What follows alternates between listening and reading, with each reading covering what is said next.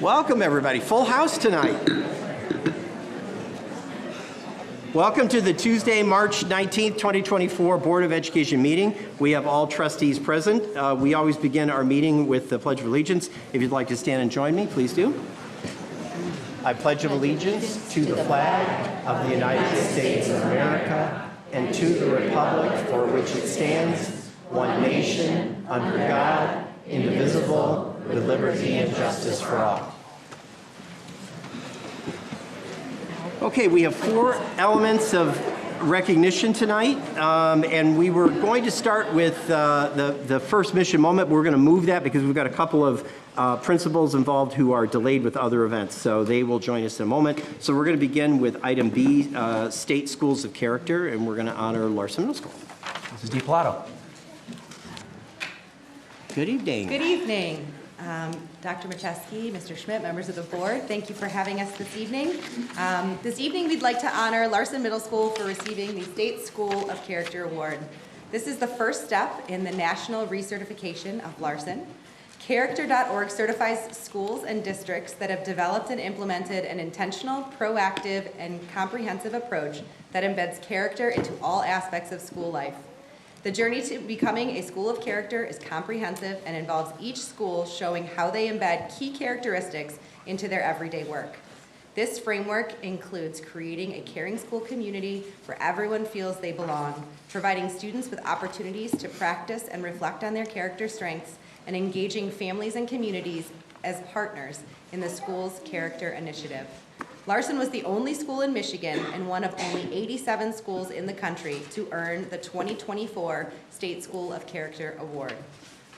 This is the 3rd time Larson has earned this recognition.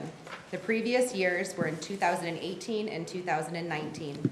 Larson Middle School has now earned the right to apply for a National School of Character Award. We'd like to congratulate Larson. We are very proud of the time, effort, and dedication you have put into making Larson the kind of learning environment where students feel included, encouraged, and nurtured to succeed. I am joined by the very proud principal, Mr. Zwislak, who's going to say some words and introduce his team. Thank you, Dr. Macheski, Board of Education. We appreciate the recognition. In my years of education, I always wanted to be part of a character education. I think I hit the jackpot with Larson. They are the trailblazers of character education. But the one thing that struck me when I met them for the first time was their reflective growth mindset. Here they are, they're at the top of their game, and they still want to make a better experience for our students at Larson. And so I'm so proud of our committee that we have here with us, because they've taken what was an award-winning program and have taken it up a notch. So right now, what we did was we incorporated our web program where everyone belongs. So our 8th graders are working alongside with the 6th graders as mentors. So the 6th graders are getting mentored by the 8th graders. Our 7th graders are going through a character strong curriculum. This year they're reflecting on emotions and how to regulate those emotions. And our 8th graders are taking all the learning they've done during their 6th and 7th grade year, and they are applying it in service learning this year. So just recently, actually today, our 8th graders visited their feeder elementaries, and they did reading with their March's Reading Month, to celebrate March's Reading Month with their feeders, and to have the students reconnect with their former teachers and then be role models for the students was like so heartwarming for myself and all our staff that joined in the celebration today. So. Without further ado, I am just a brief, I get to celebrate this, but I would just riding the coattails of all these people here behind me because they have been doing this work for a long time. So I just want to introduce our team, and if they can come up and join me. We have Assistant Principal Steph Henning.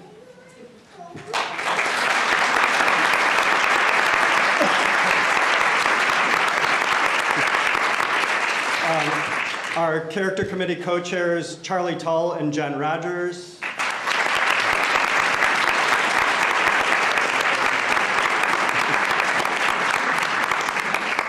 And then we had some additional staff members that really helped in this. Well, how many pages was the application? It's 42 pages with 2 documents for every principal, so around 75 when it was all said and done. So beyond that, we had Jackie Parker, Cindy Christensen, and Shannon Jibinowski help with that application process. So if you guys can join us too, please.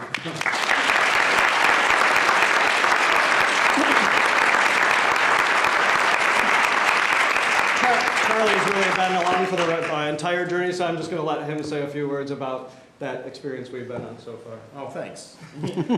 I hope he warned you. I love speaking to you, but this is such a hard thing when we don't speak to the crowd. But I always feel like in the future we need to set this off to the side and have a different angle.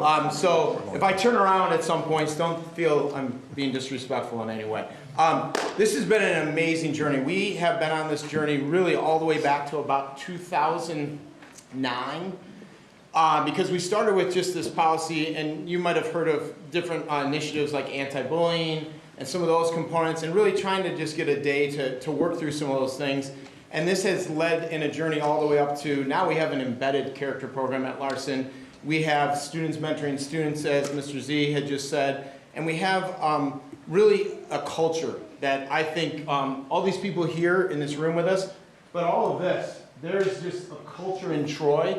And it's all rowing and moving in a direction I think is super positive. And you have a tremendous staff back here that is a huge part of that. And it's not just Larson. Larson's a wonderful place. We're doing lots of great things. And I'm super excited. My daughters have come through that school. I have a 6th grader there right now. I have a senior in high school in Athens. So thank you, Athens staff. You've been fantastic. But it's more not just about like what we're doing. It's the relationships we're building. It's the ability that students feel comfortable to come to school every day and are surrounded by a staff as well as an administration that just cares about them. And they care about each other, they care about our school, and I think that is the model I think we can continue to grow in Troy and in every building. That sense of like, I feel good to come to school. I'm excited to be part of a learning community. I'm excited to be around students that care, around staff that care for us, not just to teach us, but they care about your weekend, they care about your day, they care about the things that are going on in your life. So all of that grows into our characters. So I'm just a piece of that, and I'm just super excited to be part of that, but hope to continue to grow that in our district. So thank you for your time. These people that are next to me are just fantastic, and I'm just grateful to have them as part of this journey as well. So thank you so much. Thank you. Thank you.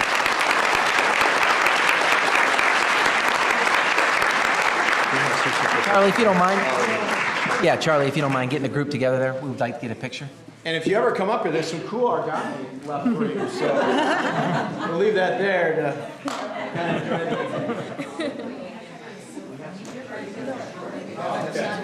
No. Great. The tell, there's no. Get in there for the picture.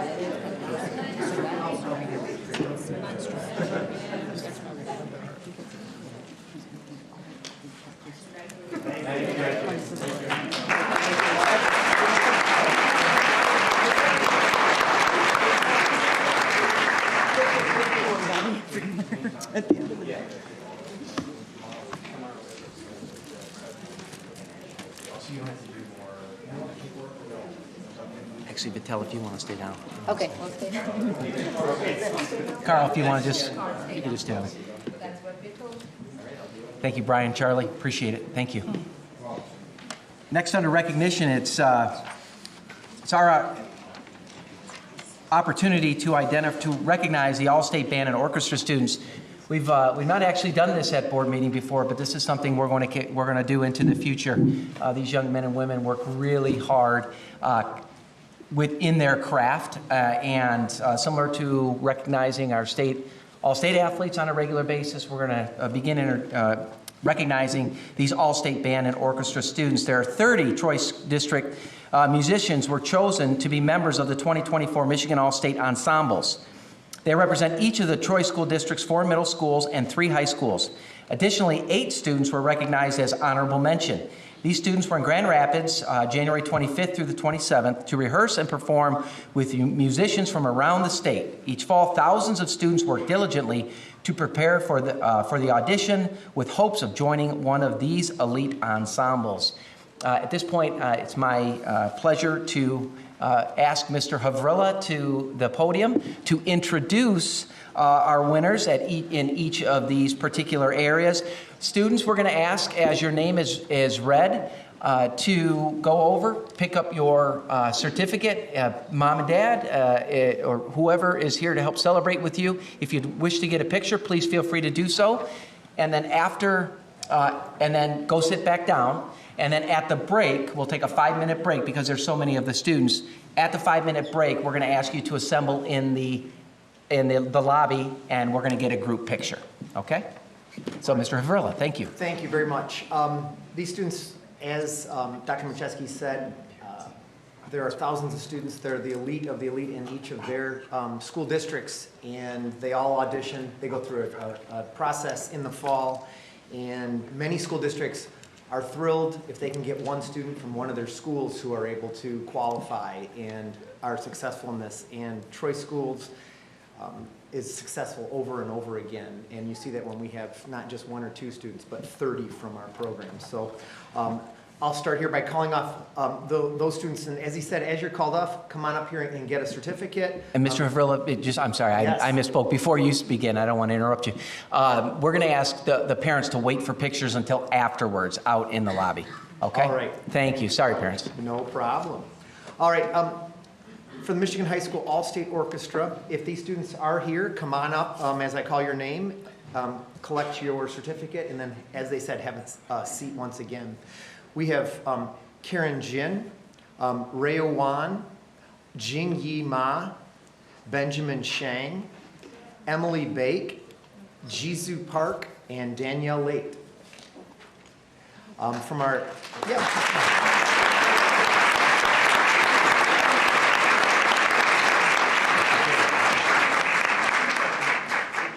for the Michigan All-State Band, we have Hallie Chen, Jay Shin, Angela Park, Sahana Mukund, Brian Feng, Daniel Lee, Soham Kapoor, Brian Liu, Sharbani Sengupta, Brandon Mendoza.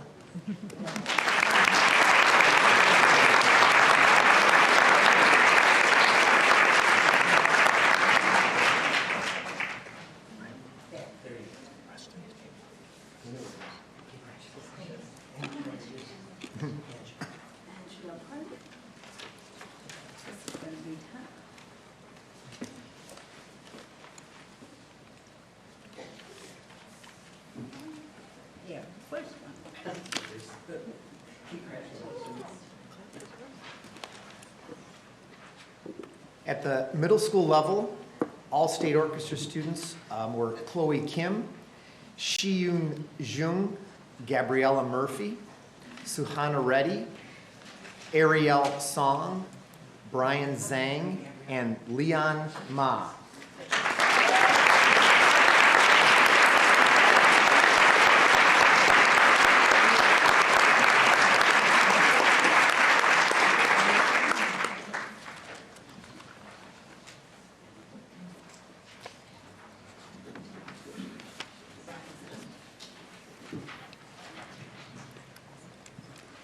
And for the middle school all-state band, we have Andy Zhao, Aryan Kedkar, Anson Pingree, Pooja Raj, Tanishi Swami, and Landon Taylor.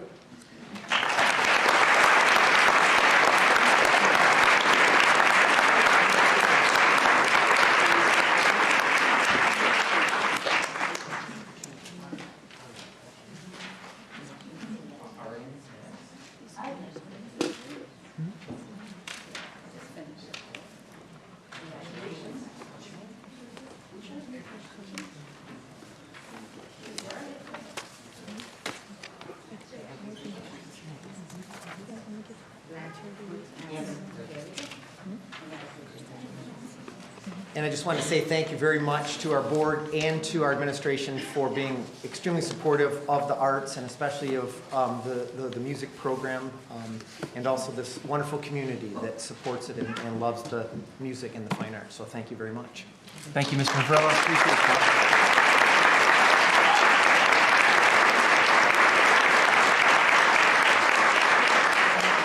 We look forward to recognizing those students on a regular basis. Under our student spotlight this evening, before we circle back to the first item, For our Student Spotlight, we're here to recognize the creative achievements of students in the Troy School District Creative Guild. It's my pleasure to recognize Mr. Thomas Butcher, and he will introduce our host for the evening. Of course, thank you, Dr. Macheski, and good evening to our Board of Education. I am grateful for another opportunity to present for Student Spotlight here tonight. As we turn the corner into spring, I think about those students whose time with us is nearing an end, who we all will surely miss. Senior year goes by very fast, and heck, at this point, they're practically alumni. Unfortunately, I have one of these soon-to-be former students standing next to me. Simi Sharma is a senior student from Troy High School. She does choir and a cappella. She's in the announcements class, and this year she has served as the president of the Troy High Film Club. I know I've mentioned this club here before, and as a reminder, one of the biggest things they do for their school community is the Survivor Film Series, where multiple episodes are produced within a week to help raise money as part of Troy High's Activist Week. As president, Simi helped to coordinate between student government and film students, producing roughly 40 minutes of content equivalent to an hour-long TV show, achieving what many might call an impossible task. It's certainly more than I would want to do. So thank you, Simi, for doing your part for the thousands raised this year.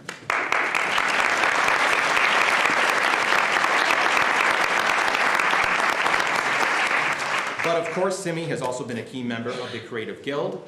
I have kept her very busy, from pinpoint editing on Troy Theater Ensemble's Footloose trailer, to a basketball rivalry documentary produced in collaboration with their very own board rep, Jayla Turner.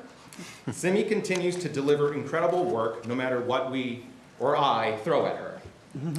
We're going to play for you a few minutes of Simi's various projects, but first I'll say she might not give you the most typical take charge impression of herself, but Simi Sharma is a leader. She has found her own way to contribute to her community, leading from behind the camera and on to the screen. And before you become an official alumna of our school district, we, not just I, hope you will continue sharing your filmmaking and editing talents with all of us. After spring break, of course. Troy versus Athens, the big hometown rivalry. The energy when these teams play against each other is unmatched. With another season heading to a close, we spoke to players and coaches to find out what this community event means to them. It's a great experience, and it should be a big crowd, and it should be exciting, and we just want to play as hard as we can and as well as we can, and hopefully we get the win. You know, at the end of the day, we are student athletes, and that athletic field or the court is an extension of the classroom. Yeah, at the end of the day, like both teams, like even though it's rivalry and it's like competitive and stuff, at the end of the day, we all like are still friends and we'll all come together as like one school district.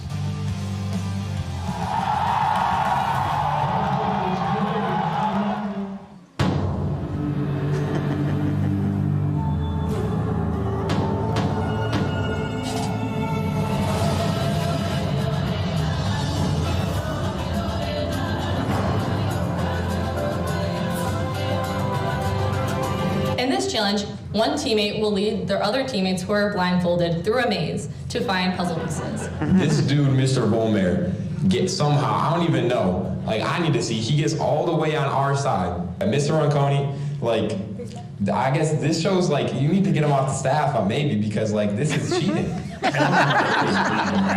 followed the rules, I was blind. I got really disoriented. I had to revert to echolocation. It was like I could see the world in front of me using sound waves and the law of reflection. It was amazing. Everything was totally visible to me once I started echolocating.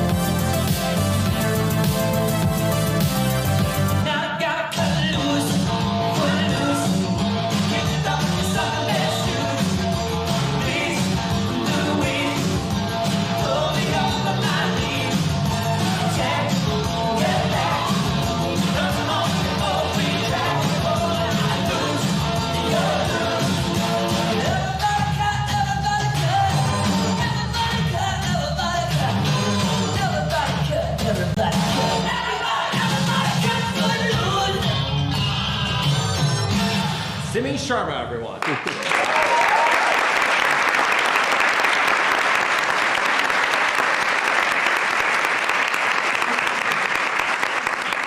We will now open to any potential comments or questions from the board. But first, Simi, if you'd like to say a few words, the mic is all yours. Thank you. So my initial interest in video making was led through fellow students and peers, first through the film club, and then I joined the Troy High Announcements, which was also a learning process, working with other students. So I never really had a specific mentor until I joined the Creative Guild and got to work with Mr. Butcher, and I got to learn so much through doing these projects and getting these opportunities. And I'm so thankful to have the opportunity to pursue my interests. And I also want to say thank you to my parents for supporting me and just letting me do what I like to do. Thank you. I think we may have questions for you. Okay, you're going to drill her with questions? Go ahead. I'm not going to drill her. So, what is one of your favorite projects that you've worked on while you've done this? I feel like in general, Survivor has just been so fun. It's been stressful, it has, but working with so many people, it's like the fact that it's like a reality TV show, it's just so fun to work with. So yeah, Survivor is pretty fun. Yeah, Mrs. Brennan sent me them. They were pretty fun to watch. Sorry. Yeah, they sent me to them. Mrs. Brennan sent me the Survivor videos as they were happening. You guys did a great job. It was fun to watch. Thank you so much. Any other questions? Go ahead. So what's next for you? Do you see yourself continuing to pursue film as a vocation or a hobby, or? As a career, I'm going to like art school, so I feel like I'm interested in pursuing it as a minor in college. I feel like it's something I see myself doing in the future. So yeah, it's definitely a big interest and part of my life. Well, good luck to you. You've got a lot of talent. Thank you.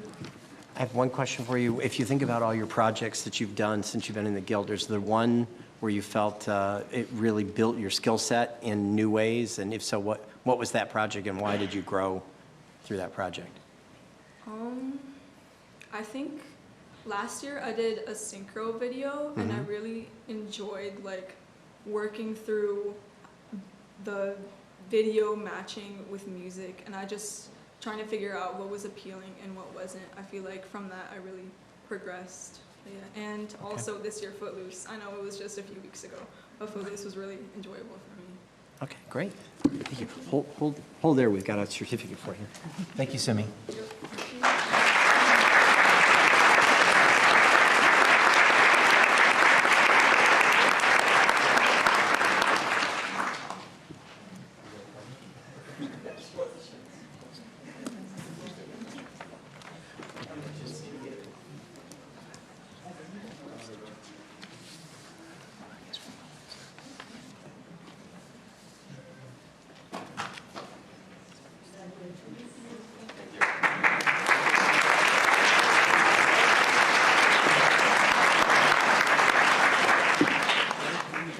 And lastly, for recognition this evening, it's our opportunity to highlight our mission moment, the Clean Water Calendar winners for 2024.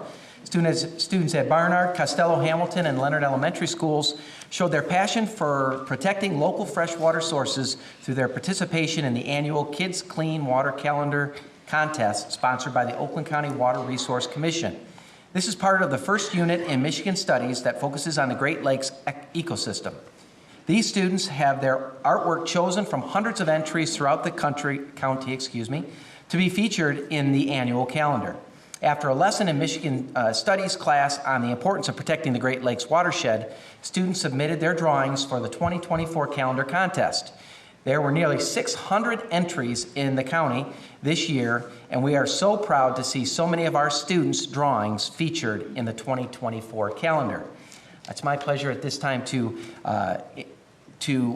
ask the principals of the winners to come forward and acknowledge their students. So our grand prize winner from Leonard Elementary.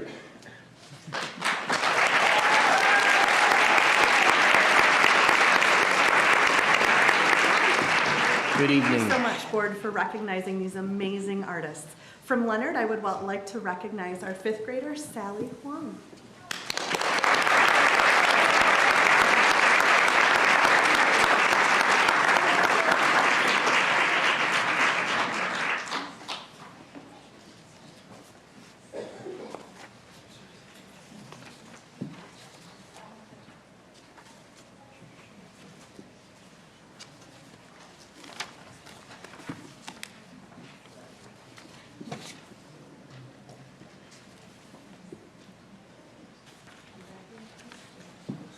Additional calendar winners from Costello, Dr. DePonio.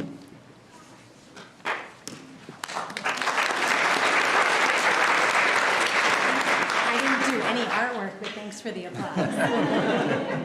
I would love to recognize Matthews Fakina. Matthews is a 5th grader at Costello, as well as Where's Rashik? I think we're Rishik Paula and Nandini Sinha.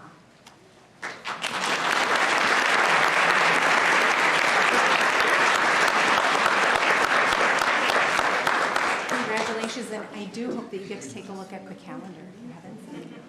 Yeah.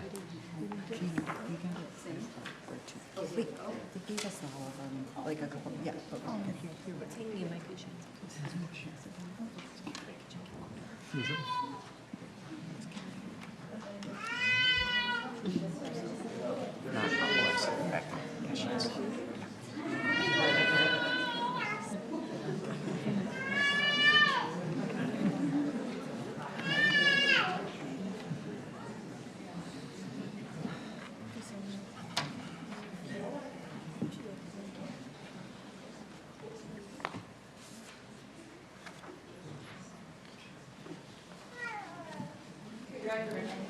Congratulations to our Costello winners.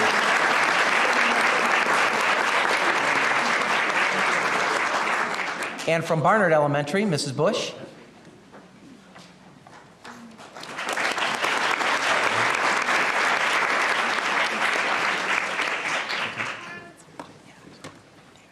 Thank you for this recognition for our students, and I also just want to highlight and thank my 4th grade teachers that are also here that really promote this. So thank you to Mrs. Simon, Mrs. Kofer, and Mrs. Tanis that are also here.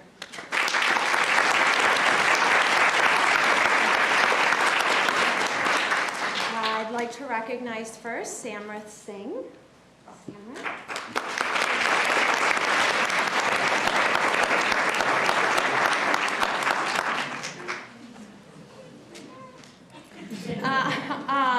Emanuela Ibasai.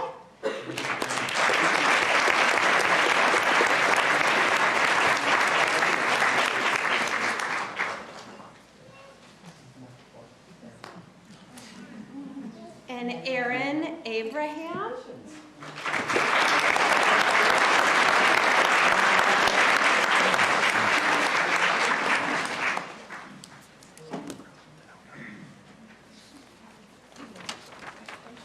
And then Mahith Arun.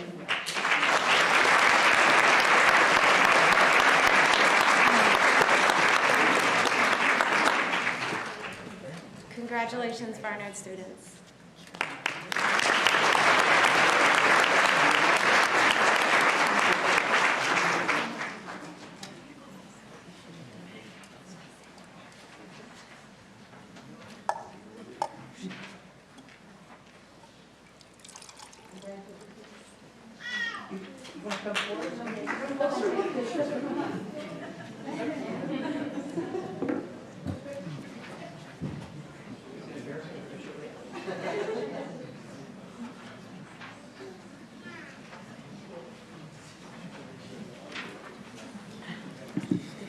And our final item of recognition, Dr. Recker from Hamilton.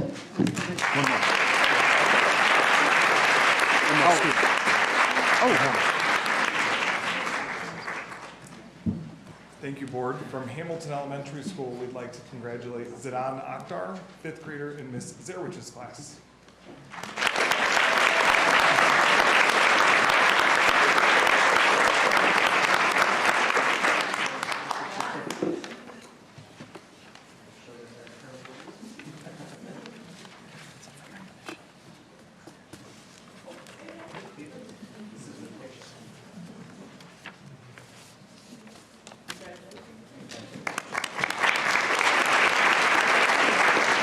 Thank you, Dr. Recker, and thanks to all of our calendar award winners.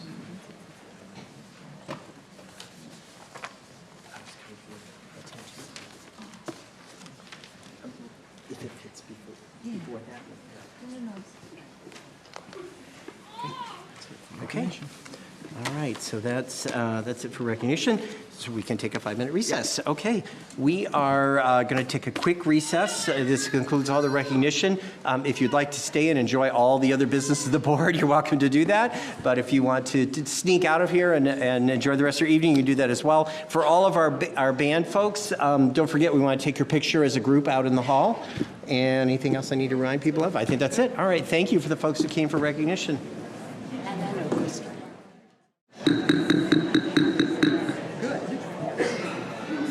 Thank you, folks. We move on with additions and deletions. There are none this evening. Thank you. And then we move to public communication on agenda items. We have 3 speakers tonight. Because of the number of speakers we have in total, each speaker will get 2 minutes tonight because we have, do we still have 15 or have we gone to 16? We have 16 speakers. So each speaker will get 2 minutes. Okay, I don't have a 2-minute button. We don't have 2 minutes. All right. Okay, I'll try and do 1 minute and see if I can. Hold on, we're going to fix our newfangled clock here. And then I do up. Nope, it doesn't do it. So I can only do 2 1-minutes if you want. Yeah, you want to do that? Yeah, I can do that. Okay, I'll let them know. Okay, so for public comment, you have 2 minutes. If you can state whether you have, state your name and if you have any kids in the district. And then please just be civil. And again, the way this works is it's not a dialogue, it's an opportunity for you to voice concerns to the board. If you would like to have a response from the board or administration, let us know when you come up to the microphone and we'll get back to you after the meeting. So my first person I have is Alex Karpowitz. It's going to be 1 and 1. Yeah, and Alex, we've got, our newfangled clock is only set for 1 or 3 minutes. So we'll set it for 1 minute and then we'll give you 2 1-minute things so you can watch, okay? 2 total, yeah, because of the number of speakers tonight. Good evening. My name is Alex Karpowicz. I'm a 38-year-old Troy resident and a 2004 Troy High graduate. During the middle school math and high school English curriculum discussion in May of last year, I corresponded with the Board of Education to identify what data the board had seen to support their decision to switch curriculum frameworks and eliminate honors courses. As a community member with no prior knowledge of the proposed change, having this information would provide necessary insight to answer a very basic question. How will the proposed curriculum change and elimination of honors courses impact student outcomes? So in a May 19th email, I wrote the board. Troy School District has not shared MSTEP proficiency targets. The proposed curriculum overhaul and elimination of honors courses deserves a clear list of deliverables and MSTEP proficiency targets, with the board staking its tenure on achieving these deliverables. If Troy School District champions a tradition of excellence, this excellence deserves to be codified in clear goals and standards. While TSD has referenced illustrative mathematics adoption across peer school districts in Michigan, TSD has not shared data that benchmarks the proposed curriculum change and elimination of honors courses with peer school districts that have enacted similar policy. While Carl thanked me for the email, he did not answer any of the questions I had posed. I made one last attempt on June 14th and requested for the board to name school districts that switched to illustrative mathematics and eliminated honors courses to identify what impact this policy change would have on test scores and the number of 8th graders enrolled in Algebra 1. Carl responded and suggested I file a FOIA. I followed up on this suggestion 7 months later. Interestingly, the one board member that voted against the proposed curriculum change had a line of thinking similar to my own. On April 24th, she asked for current MSTEP and PSET scores across grade level cohorts and course tracks. A few hours after this board member posed this question, Carl sent an email to Dr. Macheski. Oh boy, it's Elizabeth 2.0. Can you or do you want me to ask Vital to repose her request in terms of strategic questions or areas of concern and then let your team provide pertinent data? Yet in all of the data that Troy School District has surfaced, it still cannot name a single school district that has done what Troy has done and how this has impacted test scores. Thank you. Wasn't that supposed to be of the Levinson report? Yeah. Thank you. Our next speaker is Dr. Audra Melton. And just to clarify, these are supposed to be referencing the Levinson report. Is that correct? Okay. I'm just confused by the first speaker. Okay, thank you. Good evening, Board of Education. My name is Dr. Audra Melton. I'm a Troy resident, Athens graduate, TSD parent, and retired TSD administrator of International Academy East and Baker Middle School. What if I told you there were reading intervention programs that cost 50 to 60% less than our current model of reading recovery that work even better for all kids, including those with reading challenges like dyslexia, produce lasting results over time that could service 4 to 5 as many times students. Well, I reviewed Levinson's report that you'll review tonight. He offers 5 recommendations based on his analysis. The number 1 recommendation is to expand the reach of elementary reading specialists to support more students who struggle. He cites What Works Clearinghouse as stating that groups of up to 5 students are as effective as one-on-one instruction. He supports models that allow for larger groups, allowing reading specialists to service more students each day. This is what he considers a positive academic return on investing, using interventions that have proven results that cost less and reach more students. In the spring 2024 edition of Education Next Journal, Levinson actually calls out reading recovery by name as being an example of poor academic return on investment and offers that other programs are just as, if not more effective at a fraction of the cost. Interestingly enough, in the board presentation at the last workshop, administration showed a list of all 5 recommendations, but only chose 2 to elaborate and pursue further. They excluded the number 1 recommendation to expand the reach of reading specialists. Why? Because this would mean eliminating reading recovery in favor of a different intervention. In conclusion, several years ago, Dr. Macheski told staff that sometimes we have to drop things that are good in order to move to great.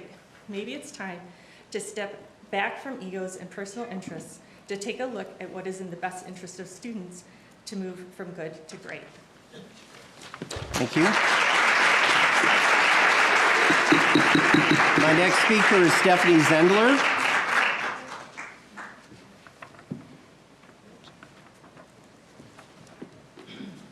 Good evening. Good evening. My name is Stephanie Zimmer. I'm a Troy resident and a 13-year TSD parent. As you already know, I have a professional background in K-12 education and leadership, including 12 years tenure here in the TSD. I had an opportunity to review the New Solutions K-12 Levinson report that was presented to you as a board at the most recent workshop meeting. I was eager to hear the results of, as the report states as its purpose, a systematic study to review the district's special education supports and services on page 2. In its entirety, I found the report frankly woefully lacking in methodology, structure, and actual data collection and analysis. In particular, for the targeted group of students, special ed students whose programming were being studied. I also found almost no information that stated any named special ed supports and services that were measured for data-based impact. How could the report's purpose be a systematic study to review special ed supports and services, again, page 2, and not actually share or analyze them?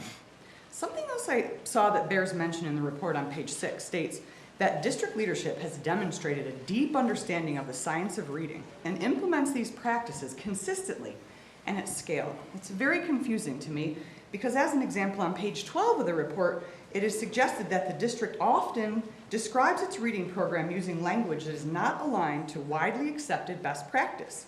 It goes on to say that the names Reading Recovery and Fountas and Pinnell are associated with practices that have fallen out of favor, connected to some less than best practices, and now connected to the controversy of reading instruction. The consideration on page 12 ends with this caution. This disconnect could cause eventual pushback from parents, teachers, and others. So renaming the district's reading program may be of interest. Continuing to use the balanced literacy programs of Lucy Calkins, Reading Recovery, and Fountas and Pinnell, but renaming them to avoid parent and teacher scrutiny is not only a complete lack of transparency, but it is an outright untruth to our community. You shouldn't have to lie about programming if your programming is effective and aligned with best practice. The fact this author recommends such an approach raises concerns of his knowledge and integrity. Again, you can do better. Thank you. Thank you.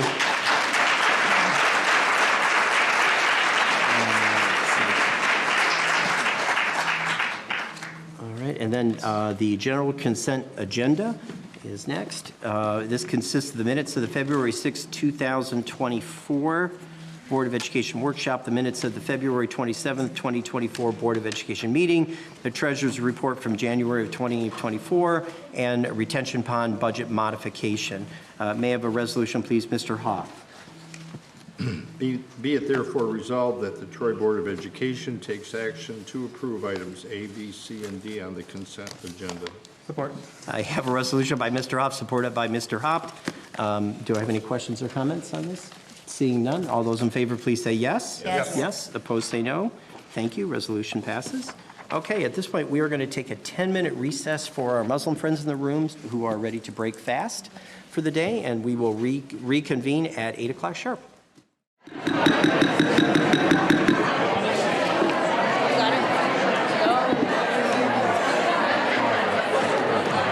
Okay, we're going to continue. We're going to continue with personnel. Mr. Pagel, I believe, will come up. Good evening, Mr. Pagel. Good evening, Dr. Macheski, Mr. Schmidt, members of the board. I come to you this evening with two personnel recommendations for your consideration. The first one, under 6A, is for a middle school teaching position. It is recommended that the Board of Education approves the issuance of a probationary contract to the following teacher for the 2023-24 school year. And that teacher's name is Brian Wojteka, and he's a math teacher at Smith Middle School. Okay, thank you. We're being asked to consider to approve the hiring of a new middle school math teacher for Smith Middle School. May I have a resolution, please? Ms. Alish? Be it therefore resolved that the Board of Education takes action to approve the aforementioned personnel recommendations as stated above. Support. I have a resolution by Ms. Alish, supported by Ms. Ane. Are there any questions or comments about this? No? Nicole, you look like you... I was going to ask when he starts, but I don't know that it matters. Did he start that already? Is he starting tomorrow? He is in the building. Okay. In the building. Okay, good. Okay, any other questions or comments? All right, seeing none, all those in favor, please say yes. Yes. Yes. Yes. Opposed, say no. Thank you. Resolution passes. And under 6B this evening, I have consideration of an administrative appointment for the position of Director of Athletics, Continuing Education and Enrichment. I am very pleased to recommend the appointment of Mr. Matt Jansen to the position of Director of Athletics, Continuing Education and Enrichment. Mr. Jansen has an extensive 26-year career in education. He began his career as an elementary teacher at Was Elementary School. In 2011, Mr. Jansen became principal at Was. During his career, he led his team at Was to achieve and become a National Blue Ribbon School and a National School of Character. Mr. Jansen has done an exceptional job leading continuous improvement initiatives, implementing a culture of thinking, and leading character education during his time at Was Elementary School. Mr. Jansen also has an extensive experience in coaching varsity boys and girls basketball at multiple area school districts. Mr. Jansen has a Bachelor of Science degree in education from Saginaw Valley State University and a Master of Education degree in educational leadership from Saginaw Valley State University. With your approval, Mr. Jansen will begin his duties as Director of Athletics, Continuing Education and Enrichment as of July 1st, 2024. Thank you. We're being asked to approve the appointment of a new Director of Athletics, Continuing Education and Enrichment. May I have a resolution, please? Mr. Hopt? Be it therefore resolved that the Board of Education issues a 2-year probationary administrative contract without tenure in the administrative position to Mr. Matt Jansen, who will begin his duties as Director, Athletics, Continuing Education and Enrichment as of July 1st, 2024. Support. Thank you. I have a resolution by Mr. Hopt, supported by Dr. Wilson. Are there any questions or comments about this character over here? Okay. Go ahead, Mr. Hopt. My wife was trying to get me to convince you all to vote no just because we wanted Mr. Jansen as a principal for the next couple of years. My kids go to Was, so I really wanted him to.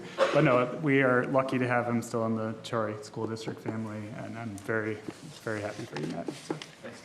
So you have to deal with your wife now. Yeah, I do. All right, so make sure we're clear here about home. priorities. Okay, all right, good. Any other questions or comments? All right, seeing none, all those in favor, please say yes. Yes. Yes. Yes, opposed, say no. Congratulations. Mr.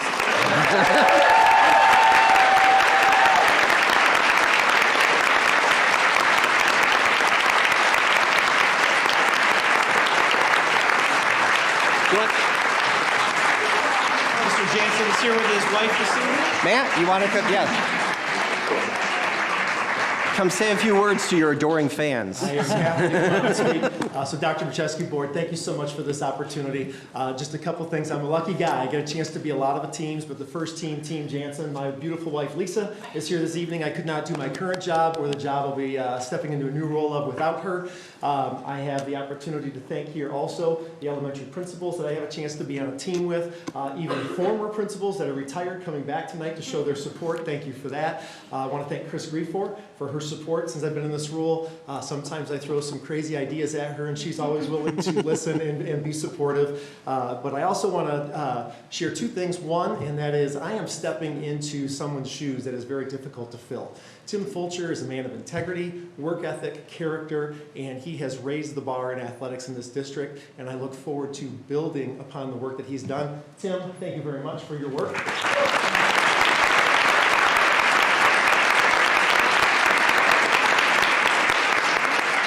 And then one of the bittersweet parts of this is that, for 26 years I've served the WASP community. 13 as a teacher, 13 as principal, and Matt, thank you for voting yes. And going through this tonight, the WASP PTO board, WASP parents, and a group of people that I have grown to love are here in support, and they're wearing their Team 45 shirts. Team 45, I love you. And I look forward to the best thing that I know how to do is that everything we have done together to take those practices, strategies, principles, collaboration, and teamwork and apply it to the role that I get a chance to have the privilege to roll into in July. Thank you very much. All right, thank you.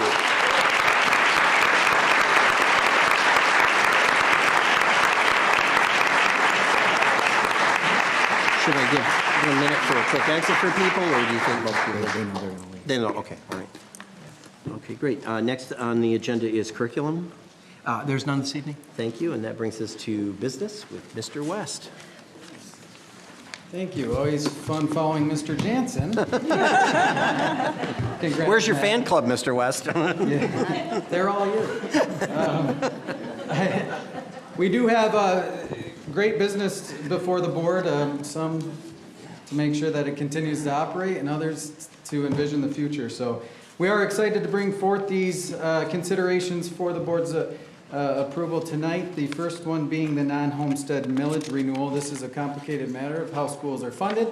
However, it is that time. Back in November of 2018 and November of 2015, the voters approved what they call the homestead millage renewal and the non-homestead millage renewal. Tonight, I'm recommending that we combine those two and fund the school district for the next 20 years. Therefore, the resolution before you tonight does that. A little bit of the nuances about it. Again, the current millage expires in 2025, December 31st of 2025. Therefore, you look at the election schedule from now until 2025, and we have really four, May, I'm not going to count May, so really 3 opportunities to do so. One being November of 25, when there's municipality elections there, and that's very close to when the millage expires. The other one would be November of 2024, which is a loaded election, and then the other is the primary election in August. I'm recommending to the board that we go to the August 6, 2024 ballot to approve the non-homestead and homestead operating millages. In order to do that, a resolution is required by the Board of Education, and it is to be submitted to the Oakland County Election Division and Coordinator by May 14, 2024. Therefore, that's the reason it's coming to you tonight, and I recommend the resolution be approved as stated below. All right, thank you. We're being asked to consider a non-homestead renewal proposal here. Is there anyone well-hydrated who's willing to read this? Dr. Philippart. Whereas the board has determined that it is necessary for the continuing operation of the school district to renew the authority to levy certain operating mills as described in the operating millage renewal proposal attached hereto as Exhibit A, called the proposal. And whereas it is necessary and desirable to submit the proposal to the school district's electors at an election to be held on August 6, 2024, the August election date, and whereas in order for the proposal to be submitted to the school district's electors on the August election date, it is necessary for the board to certify the proposal to the clerk of the County of Oakland, State of Michigan, the school district election coordinator, as required by Michigan election laws, not later than 4 p.m. on May 14, 2024. Now therefore be it resolved that, number one, the proposal attached hereto as Exhibit A is hereby certified to the school district election coordinator and the local clerks for submission to the school district's electors on the August election date. The Secretary of the Board and the Superintendent are hereby each individually authorized and directed to file this resolution and/or to complete any such forms, certificates, or documents as may be required by the school district election coordinator and the local clerks to evidence the foregoing certification and/or submission by no later than 4 p.m. on May 14, 2024. Number two, the Secretary of the Board or the Superintendent are further authorized prior to the submission of the proposal to the School District Election Coordinator to update the proposal to reflect any Headley rollbacks applicable to the current operating millage for the 2024 year. Number three, the School District Election Coordinator is hereby authorized and directed to A, post and publish notice of the last day of registration and notice of election for the August election date, and B, have prepared and printed ballots for submitting the proposal at the August election date, which ballots shall be in the form appearing in Exhibit A, or the proposition shall be stated as a proposal on the voting machines, which ballots may include other matters presented to the electorate on the same date. And number four, all resolutions and parts of resolutions insofar as they conflict with the provisions of this resolution, be and the same hereby are rescinded. Support. Thank you. A resolution by Dr. Philippart, supported by Ms. Dunay. Are there questions or concerns about this resolution? Ms. Dunay. Couple of questions. First, we are doing this now. So just to clarify, the tax rate will remain exactly the same as it is right now, but we're just extending the date. That's correct, yes. This is the non-homestead millage, which is the 18 mills levied on the businesses and non-homestead properties of the school district. And then the other levy is our hold harmless levy, which generates generates $786 per pupil for us, and that's levied on all properties. So that extends, that's an annual calculation. The 18 mills will stay in place. And as you'll notice through the language, we are also hedging against future rollbacks. Okay, so that's simply stating that the electorate's gonna have a ballot initiative that states up to 22 mills. We can only levy 18 on the non-homestead properties. That allows us through Headley rollbacks in the future to protect ourselves from going below that 18 mils. So through calculations, we think we forecast out, and we think that will last majority of those 20 years. So we'll continue to levy the full 18 mils. The same is true with our hold harmless levy. So we are currently levying 2.77 mils. The authorization is going to be for what it's currently authorized up to 5.77. Dependent upon student enrollment and property tax values, that fluctuates on a year-to-year basis. So I think it's prudent and fiscally responsible to hedge against those rollbacks, as well as go out 20 years to create sustainability for the school district for years to come. This levies combined $2,637 on the non-homestead and $786 per pupil. So we're talking about $42 million of our operating budget is dependent upon this renewal. One more question. Since we are extending this, if we, right now, whatever it is, whatever taxes we have, they expire in 2025, does that start right after the election and go 20 years, or from 2025, 20 years? From the election. From the election date, 20 years. Okay. And can you explain what the funds that we as a district generate through this, what those funds are used for? Our operating budget, our general fund operating budget, so salaries, benefits, purchase services, supplies, maintenance, operations. Okay. Good. Any other questions?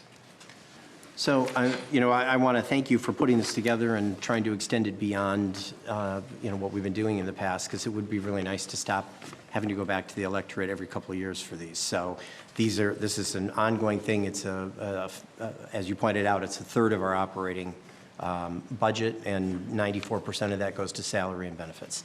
So I really appreciate that you looked at this ahead of time and made a determination that we can figure out a way to do this less than every 5 or 10 years. It's really nice to do that for us. Thank you. Any other questions or comments? Okay, hearing none. All those in favor, please say yes. Yes. Yes. Opposed, say no. Thank you. Resolution passes. This is laid out like I need to list the members. Do I need to do a roll call? Okay, all right. Thank you. Okay, thank you. 8B, consideration for 8B. asbestos abatement. ARFP was issued to obtain competitive bids for asbestos abatement work at Waddles Elementary School. Bid responses were reviewed by Rob Carson, Director of Operations, and Nova Environmental, Inc., and it is recommended the bid be awarded as stated below. As presented in our board workshop earlier this month, this is to go along with the flooring project that is taking place at Waddles. Any other projects that have asbestos were required to abate it. Therefore, it's really a project-by-project basis in which we bring these recommendations forward. So we are happy to bring this forward to abate the asbestos at Waddles Elementary for us to proceed with the flooring. All right, thank you. So we're being asked to support a bid for asbestos abatement, my favorite way of spending our money. And I don't think we'll ever run out of asbestos in this particular district. Ms. Alish, would you like to read the resolution? Be it therefore resolved that the bid for asbestos abatement be awarded to Midwest Environmental in the amount of $36,500, and that this amount be approved as an expenditure of the building and site sinking fund. Support. You have a resolution by Ms. Alish, supported by Mr. Hopt. Are there any questions or comments on this? Seeing none, all those in favor, please say yes. Yes. Yes. Opposed, say no. Thank you. Resolution passes. 8C. It may not seem exciting, but this is probably one of the most exciting things This we'll is do exciting. in the next decade. And it is the new Smith Middle School Foundation and steel. So we're ready to roll here.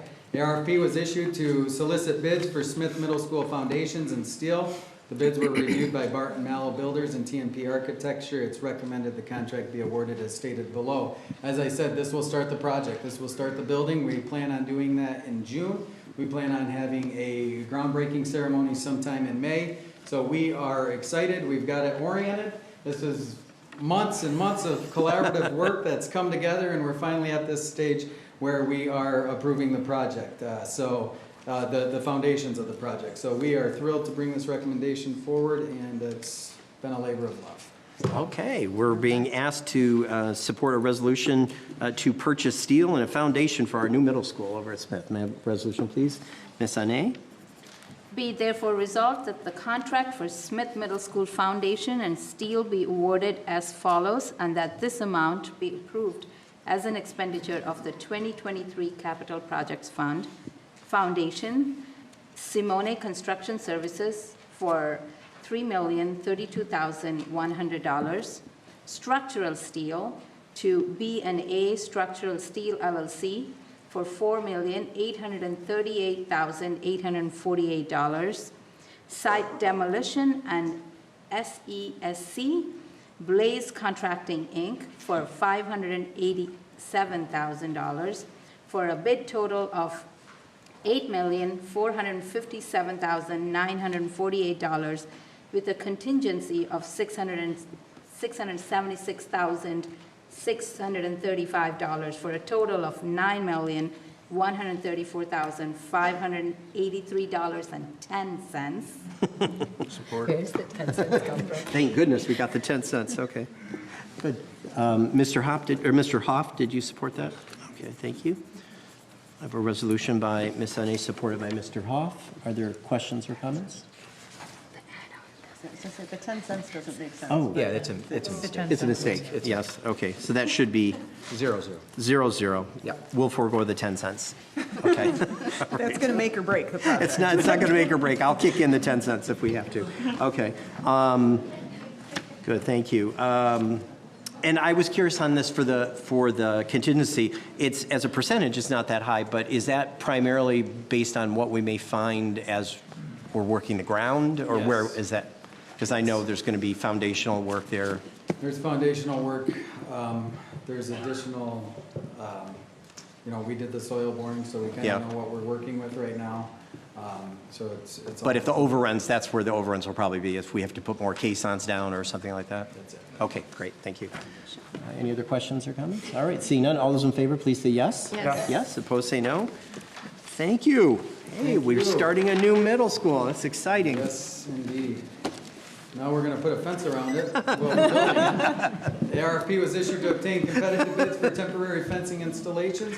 At Smith Middle School, bid responses were reviewed by Rob Carson, Director of Operations. It's recommended the bid be awarded as stated below. Nothing more than putting a fence around our construction zone site. for safety purposes here. Okay, we're being asked to consider a resolution to put fencing around our new middle school foundation. May I have a resolution, please? Mr. Hoff?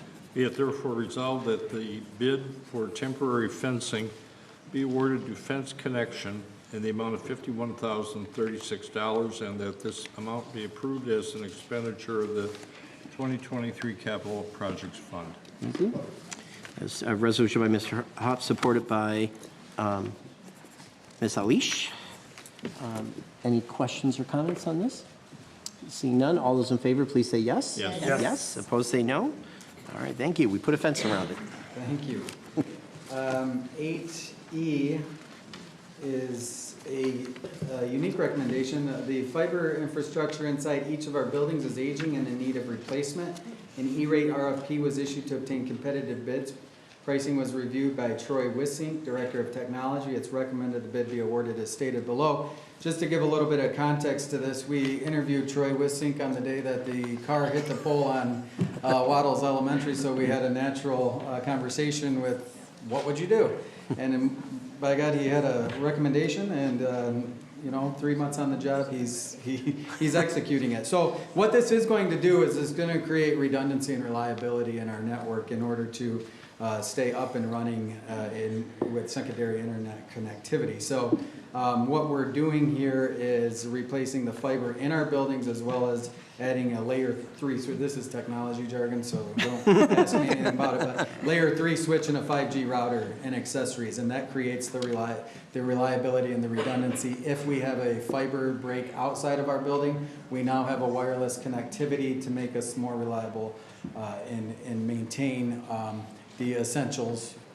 It won't be as good as our fiber connection, but it will keep us up and running until we can get that repair made. So we are excited to bring this. The other thing is this is an E-rate funded project, which means we are submitting it to the federal government for 40% reimbursement. So albeit it's $700,000 plus or closer to $800,000, we anticipate a 40% refund from the federal government, bringing our cost for the project down. Great, thank you. Thank you for that background on that. We're being asked to consider the purchase of a cellular WAN or WAN? You say WAN, I say What's my expert? WAN. I was going to say, I could check right next to me. Okay, cellular WAN. May I have a resolution, please? Dr. Philippart? Be it therefore resolved that the purchase of the Cisco switches, the 40 extender router, and accessories be awarded to People Driven Technologies in the amount of $790,132.15, and that this amount be approved as an expenditure of the 2023 Capital Projects Fund. Thank you. A resolution by Dr. Philippart, supported by Mr. Hopt. Are there any questions or comments? Seeing none, all those in favor, please say yes. Yes. Yes. Opposed, say no. Thank you. Resolution passes. 8F. And besides the middle school foundations, I believe this is the next most exciting recommendation before you.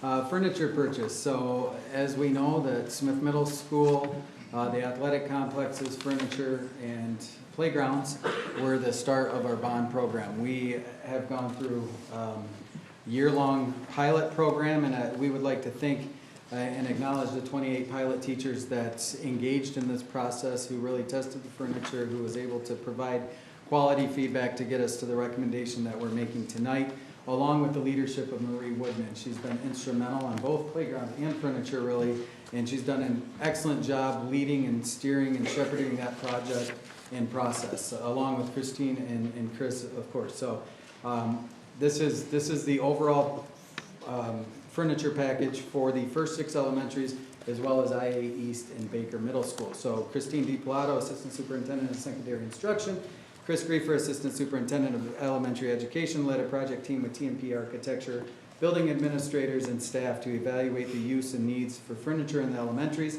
Baker Middle School and IA East. It's recommended the furniture purchase be approved as stated below. Thank you for being asked to consider the purchase of furniture for elementaries and several middle school and one of our high schools. May I have a resolution, please? Ms. Alish? Be it therefore resolved that the furniture purchased for Costello, Hamilton, Leonard, Schroeder, Wass, and Waddles Elementary Schools, along with Baker Middle School and IA East, for an amount not to exceed $4,828,873.07 through pre-existing bid contracts, or as outlined in the memo from TMP dated March 15, 2024, be approved as an expenditure of the 2023 bond fund. Support. Thank you. A resolution by Ms. Alish, supported by Dr. Wilson. Are there questions or comments about this? Go ahead. So, so these schools will get furniture this year, the other remaining will get it next year, and, correct? Yes, and then the playgrounds, We'll the flip 6 this. elementaries that aren't getting furniture are getting playgrounds, and vice versa for next year. Okay. Any other questions? I just would, I want to call it again to Ms. Woodman, because when we toured at the beginning of the year, I've just been, and not just Ms. Woodman, but I know that she's been in charge, doing a lot of legwork on it. But the team that did this was so thoughtful, and as we went in, they were able to talk about how the furniture is going to reinforce the type of learning we're trying to move to. So it was really exciting for us as we saw that, and I think that makes this purchase really exciting, because I feel like in so many ways, the old furniture holds back our teachers sometimes in terms of what they want to do in the classroom. So this is really exciting. It provides a more agile environment for our teachers and kids. So just want to shout out to the team that did all the work on this, and for the 28 teachers that volunteered to do this. And again, it was fun talking to the teachers because they were letting their students rearrange the room occasionally. So watch it, and then we were able to interview the students about what did you like about this, why did you rearrange the room the way you did, and it was very exciting to see the students be able to take agency in that and be able to explain why the particular arrangement they arrived at was more conducive to their learning. So all in all, I mean, we walked out of there in the fall going, can't wait to do the final purchase. So it's fun to finally be doing that. So just want to share that with the shout out. Good. Any other comments? Any other long-winded comments? Okay. All those in favor, please say yes. Yes. Yes. Opposed, say no. All right. Thank you. We have new furniture. Thank you. Thank you, Mr. West.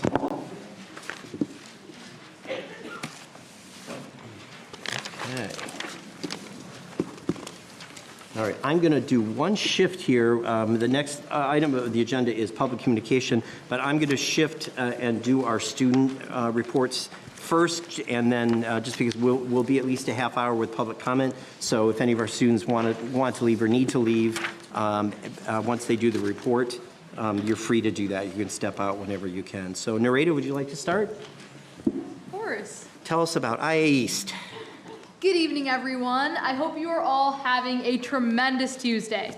This month has been a roller coaster of fun events at IA East. Last Wednesday was a big day for our sophomores as they had their personal project exhibition. The personal project is an important culminating event of the IB Middle Years program. It allows students to apply their skills to a topic they are passionate about and share it with the community. Some of the amazing projects I saw during the exhibition were a student who had chickens at home with an incubator, and a student who learned how to dunk a basketball on a 10-foot rim. On March 7th, the IA East Orchestra went to the TSD preschool and spent time with what one student described as the cutest learners they have ever met. Our musicians hosted an instrument petting zoo where the preschoolers got to touch and even play some of the instruments.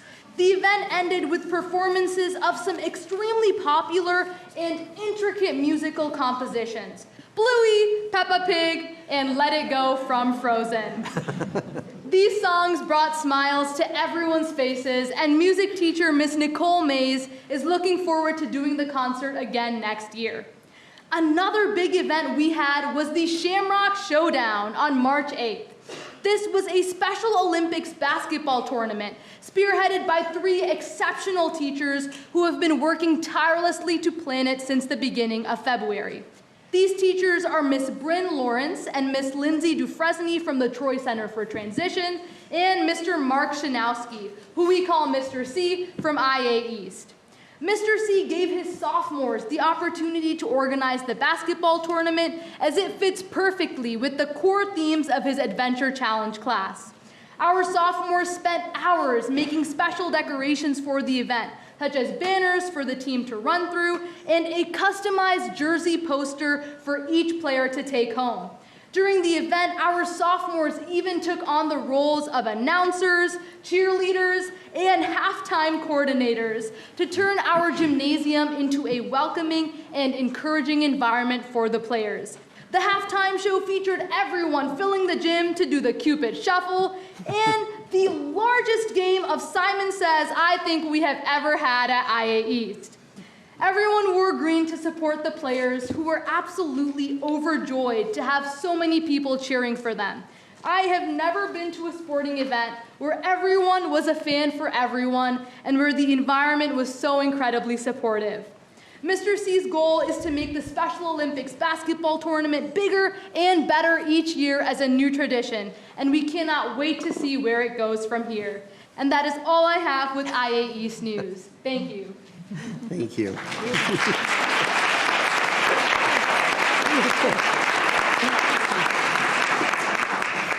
Miss Jayla Turner, would you like to tell us what's going on at Troy? Absolutely. Good evening. I'm so excited to share some updates from Troy High that highlight the recent activities and achievements. Firstly, we had the pleasure of hosting 50 senior citizens from across for a special viewing of Footloose, accompanied by lunch prepared by our leadership students.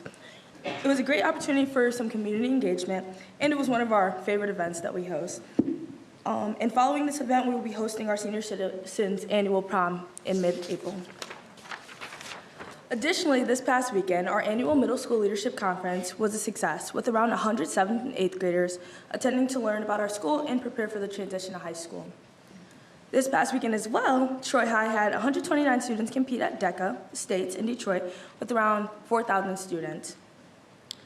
52 Troy High students qualified for the international competition that will be hosted in California at the end of April, so congratulations to them and best of luck. In sports news, our synchronized swim team won the state championship, demonstrating dedication and skill from our athletes. Tomorrow, we will have some of our student athletes travel to the elementaries across the district to be mystery readers in the K-5 classrooms. Looking ahead, our teams are gearing up for spring sports, and we're excited to see them in action. We also have been enjoying a fun spirit week before spring break, and a visit from our favorite donut truck added a sweet touch to our day on Friday. Overall, it's been a great month over at Troy High, and I think that's it from our side of Rochester. Thank you. Thank you, Kayla. And then we have a special guest star tonight filling in for Athens, Miss Mackenzie Sawyers. Good evening, everyone. My name is Mackenzie Sawyers, like you said. Last weekend, the Athens Theater Company premiered their spring play, The Play That Goes Wrong, which I can attest lived up to its name. In the music department, all 3 Athens bands secured First Division honors at the MSBO Festival. Additionally, the Winter Guard put on a showcase for the community. Tryouts took place last week, and spring sports are now in full swing, with women's soccer playing their first game this Thursday. In the realm of STEM, Athens Robotics went to a competition in Ann Arbor and proudly received the Engineering Inspiration Award. The Science Olympiad team placed second at regionals, and Athens Girls Who Code joined forces with the Society of Women Engineers at the University of Michigan for International Women's Day. The Hawk Nest is ready to wind down for spring break, and after a full month of action. Before I wrap up this evening, I would like to personally touch on the current project that the TSD Student Equity Council has been working on to implement into the district. In celebration of March being Reading Month, we are acting by having the council representatives make change in TSD classrooms and elementary libraries by purchasing and sharing a Representation Matters book collection with series geared toward their age groups. This initiative was introduced to TSD administrators who sat in on the Student Equity Council meet and greet, along with Mrs. DiPilato last month, where members of the council delved into their mission and future plans for the district. This council is built of students from Athens, Troy High, IA East, and TCCHS. who are focused on making our district where everyone belongs and overall a better place to be. This is just the beginning of big things that the community will see from the council. We thank our cabinet, administrators, teachers, and students for their support, and we look forward to working with everyone in the coming weeks. Thank you. Thank you, Mackenzie. Okay. So that, and again, folks, if you need to cut out, you can just quietly cut out. No particular order. Okay. Are the, okay. The others. Oh, okay. Agenda items are out, so. it's just Okay, not- so we have 15, 16 speakers, ish, I believe. Yeah, 17, we're up to. 14, I think, because we took. Oh, because we took the other one. Okay, so so we have about 15 speakers, again, 2 minutes each. If you could indicate whether you have any kids in the district, and then have you been able to 2 reprogram it? 1 minutes now. Okay, so we're going to give you 2 1-minute rounds on the little timer there. And then, other than that, just if you could be polite, that would be great. And my first person I have here is Mr. Peter Dudgeon. Mr. Peter Dudgeon.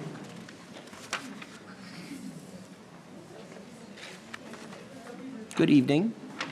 Good evening, school board members. My name is Peter Dudgeon. I am a lifelong resident of the city of Troy. I have a daughter at Troy High School.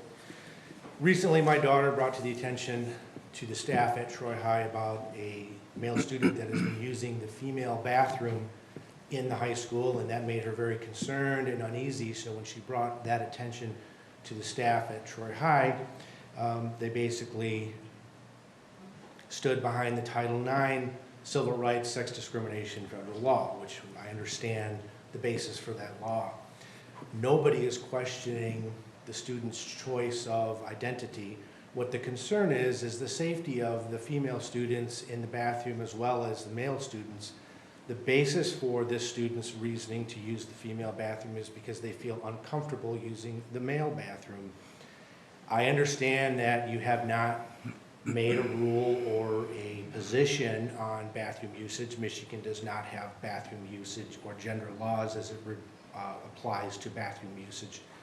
However, you kind of have made a decision by telling my daughter if she felt uncomfortable with that situation, she could use a single stall bathroom. I would think that the district, along with your legal counsel, could come up with some type of, call it rule or best practice that would satisfy both sides of the aisle, giving that student some privacy and respecting their concerns as well as the other students who may feel uncomfortable and maybe even threatened, but not brave enough to come forward and say something. My daughter did, and since that has happened, she's been kind of singled out to feel like she's the one with the problem because she's not accepting of the student.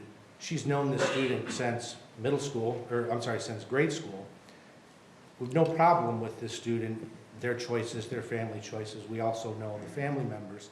The concern is the safety in the school, and we feel that would be the board's best interest to identify this issue and come up with a solution. Is that my full 2 minutes? Was that Thank full you. 2? Okay, thank you. Mrs. Katie McFarland. Mrs. Katie McFarland.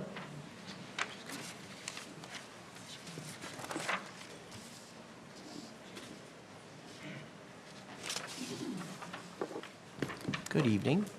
Hi, I'm Katie McFarland. I'm a parent in the district. I'm here to show support for Peter's daughter and their family. As a teenage girl, should not have ever been made to feel uncomfortable or unsafe in the bathroom at school. This is a safety and privacy issue for all students. Dr. Macheski, you stated in an email to me that the safety and security of all students is your top priority.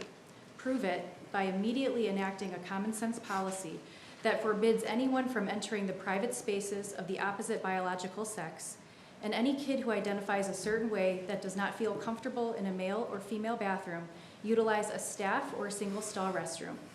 Anyone who purposely violates this and enters the bathroom or locker room of the opposite sex needs to be suspended or expelled from school, and use the bond money to invest in more single stall restrooms. If you truly consider yourself to be a district of character, stop trying to hide behind Title IX and actually enforce your anti-bullying policies by implementing these common sense solutions. Thank you. Thank you. Miss Michelle Fox Phillips. I'm sorry? Oh. She left, okay, she was. Good evening. Thank you for listening to me. Thank you for having me here. My name is Michelle Fox Phillips. I'm from the Gender Identity Network Alliance. I am here to support the high school, and I am here to support the school board in their decision to back up the trans student to use the bathroom or locker rooms of their identity. There has been too many bullying of trans students just a couple weeks ago because of what's going on in Oklahoma. Mex Benedict committed suicide for being bullying. As for doing a one stall or single stall, you are outing that student as being transgender, and that puts them in danger. Also, thank you again, once again. Just to let you know that trans students have a hard time using other restrooms. A lot of them, they will hold themselves for the whole day. They won't drink water or any liquid, and they will wait until they leave school to use a restroom at home or on the way home, or whatever, because of fear. Bullying is rampant towards trans and non-binary students. It's rampant all over the country. We are the target of individuals. They have passed don't say gay bills. They are trying to erase our identity, and the students are at risk. Once again, I'd like to say thank you for the support of this trans student. Thank you.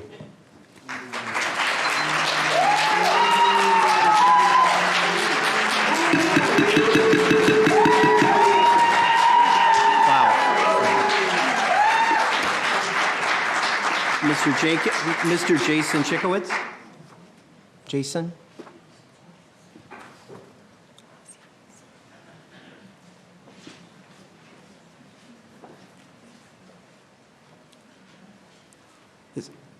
Jason Chikowitz, that's correct. You're right. I called Jason. Oh, I'm sorry. No, they're not any. They're just stacked up here. Yeah. So, sorry. Hi. Hi. Good evening. My name is Jason Chikowitz, and I'm the proud president of the Troy Education Association. Once again, I am here to discuss the teacher contract that expired on Wednesday, January 31st, 2024. Your Troy teachers have been working without a contract for 48 days. Several inaccurate and misleading remarks were made at the conclusion of the last school board meeting by the TSD Board of Education. While there are certainly two sides to every story, I want to make one thing abundantly clear. The Troy Education Association will not engage in sharing specific details about bargaining in a public forum. Hold on. Honestly, I didn't turn the light off. I won't take it personally. It's all right. Go ahead, Jason. We believe this practice will only hinder the parties as they work towards reaching a successor agreement. Having said that, I stand before you today to address a critical issue facing the Troy School District: the recruitment and retention of talented Troy teachers. The Troy School District often boasts about being world-class. The truth of the matter is your talented Troy teachers are the essential ingredient in helping Troy reach this milestone. For this trend to continue, Troy needs to do everything imaginable to recruit and retain the best teachers. After all, a good teacher can inspire hope, ignite the imagination, and instill a love of learning. That is why I am disappointed to report that the Troy School District's current ability to recruit and retain talented teachers has fallen behind the competition, including many districts located right here in Oakland County. So far, Troy has chosen not to address this teacher recruitment and retention dilemma with the historic income received from the state of Michigan and the funds it has amassed in its savings account, which is the second highest in Oakland County.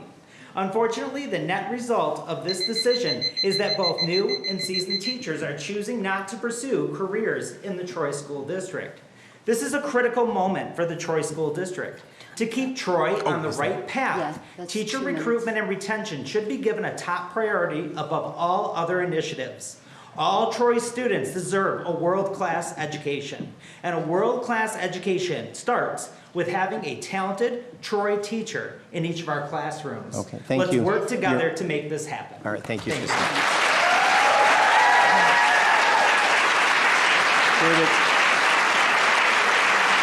Is this Galbraith. Okay. Miss Justine Galbraith. Miss Justine Galbraith.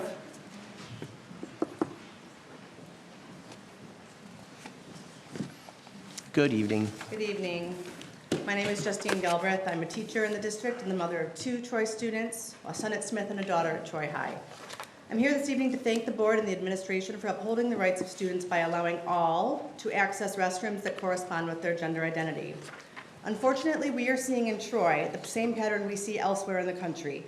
Extreme right-wing organizations and news tell scary stories about school indoctrination or books or LGBTQ people, and the bigotry trickles down to the local level. It was only a matter of time before the existence of trans students in the district was noticed, pounced upon, and shrieked about as the latest threat to our children. I'd like to point out first that trans students are our children too. These kids have parents, and their rights matter as much as anyone else's.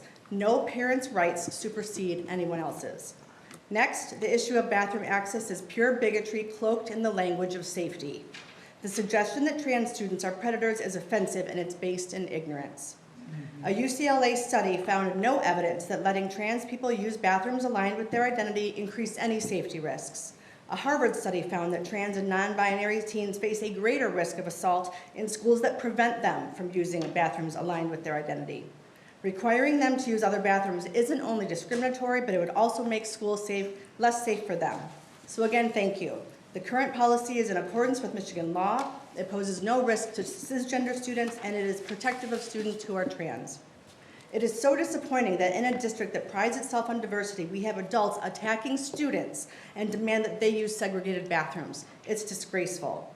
Instead, we should focus on what we all agree on, that our students should attend schools where they are able to be their full selves, that they grow into young adults where they can be trusted to know who they are, and that they deserve autonomy and respect. Again, the demand that trans students not be allowed to use bathrooms that align with their identity so that our girls can be safe is based in bigotry, not evidence. And I thank you for dismissing it. Thank you.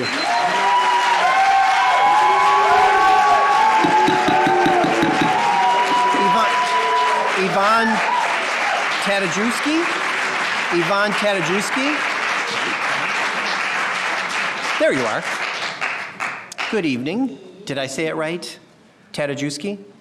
Tadajewski. Tadajewski, I like that. I'm sorry if I didn't say that right. Well, you're doing the American. I know. That's why I like the way you said it better, so welcome. Good evening. Thank you for having me. I'm here from P-Flag Clinton Township. I'm the president of the chapter, and I don't know if I should be proud or embarrassed to say we are the only chapter in Macomb County, but it is what it is. I'm here to lend support to the parent of the transgender. Any of your transgender students deserve to be treated with respect. And I'm not going to get into the bathroom issue and other things, but you see I have a shirt that says ally. Mm-hmm. I don't have LGBTQ, my child is not, but there have been some in the family. So I know what they have gone through. And give those kids all the love that you can because they deserve it. Thank you. Thank you.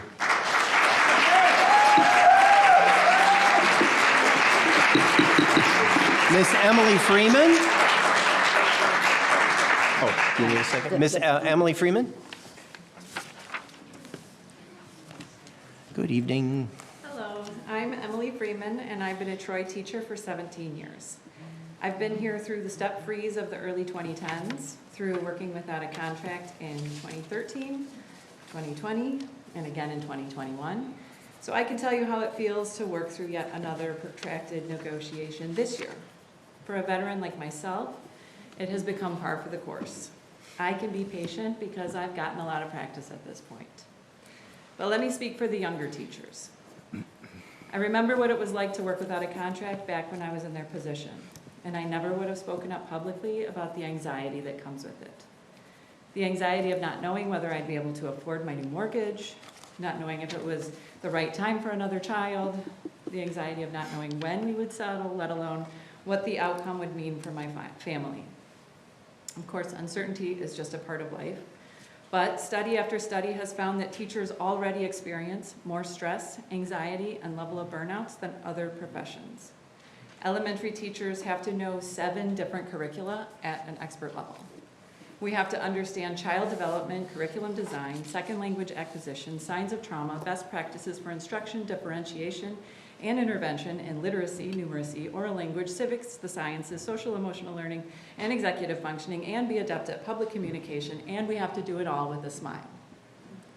Our young teachers especially are bending over backwards every day to prove to themselves and to you that they can do all these things better than any other group of teachers you will find because we believe in being world class.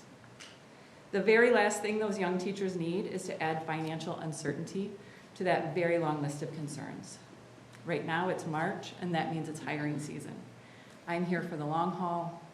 I can remain patient. But our talented, bright new teachers are working under a cloud of uncertainty, knowing full well that they could move just a few miles up the road and have more pay and more peace of mind. And I beg you not to take their patience for granted. Thank you.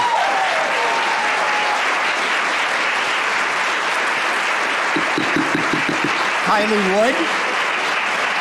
Kylie Wood. Kylie Wood. Good evening. Good evening.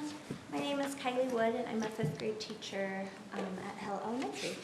Members of the school board, we come before you today not just as teachers, but as dedicated professionals who are deeply committed to the success and well-being of our students and schools. We stand here united, representing the countless hours of hard work, passion, and dedication that we pour into our classrooms each and every day. Our commitment to education extends beyond the classroom walls. It is a pact we've made with our students, their families, and the community. To fulfill this commitment, we must create an environment that values and supports the educators who contribute tirelessly to the intellectual and emotional development of our future generations. It is undeniable that our work is not just a job. It's a calling, a passion that drives us to empower the minds of the next generation. Yet, despite our unwavering commitment, we find ourselves in a position where our efforts are not being duly recognized and compensated. We find ourselves in a position working without the security and stability of a contract. This uncertainty weighs heavily on our minds and hearts and casts a shadow on our profession. We are left feeling undervalued and uncertain about our future. We come to you with a message that resonates from the core of our profession. It's time for action. We must insist on a contract that acknowledges the invaluable contributions we make to our schools, our communities, and society. A fair and equitable contract is not just about financial compensation.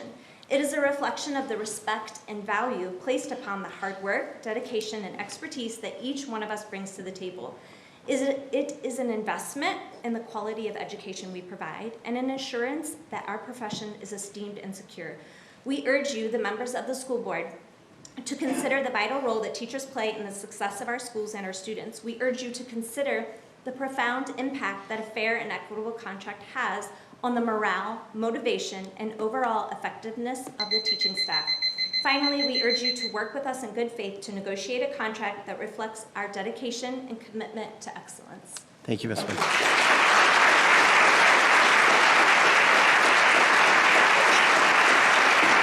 Jennifer Smith.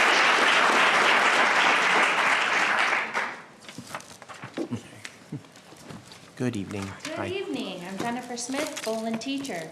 Thank you for your time. I'm speaking on behalf of a non-tenured teacher who crafted this speech. We've been losing patience with the district's expired deadline on a fair and equitable contract for teachers. Because of this, some of us are forced to seriously consider other options for our health and well-being, especially new teachers in their first 5 to 7 years. From the perspective of a newer teacher myself, we share the mindset of prioritizing an outstanding educational experience for all Troy students. But how can a teacher be expected to bring world-class education to our students if we are not being cared for? How is the district planning to realistically reduce burnout in our new contract? Adequate contracted time to produce our high caliber of teaching is not provided for us. To be frank, if we only worked to typical contracted hours, the students of Troy logistically would not be receiving the world-class education that we promised them. I ask everyone in this room, by a show of hands, how many people know a Troy teacher working a second job? As a fifth-year full-time teacher in a single-income household, I am once again actively searching for a second job on the weekends to pay my bills. Every year I have taught, I've had to work a second job every weekend to survive, which takes time and capacity away from providing for my students. I am working all day and into the night 7 days a week, even now on an expired contract, in order to give my kids the education they deserve and need. This is approximately 80 working hours a week. With this, I'm expected to survive on about $50,000 a year in my 5th year of teaching. Currently, I cannot afford to live a healthy lifestyle and teach to the best of my ability. Showing up as a teacher I want to be for my kids is proving to be very difficult because of the factors mentioned. I hope you plan to address the major concern of time and compensation for all teachers in our new contract. Thank you. Thank you for your attention.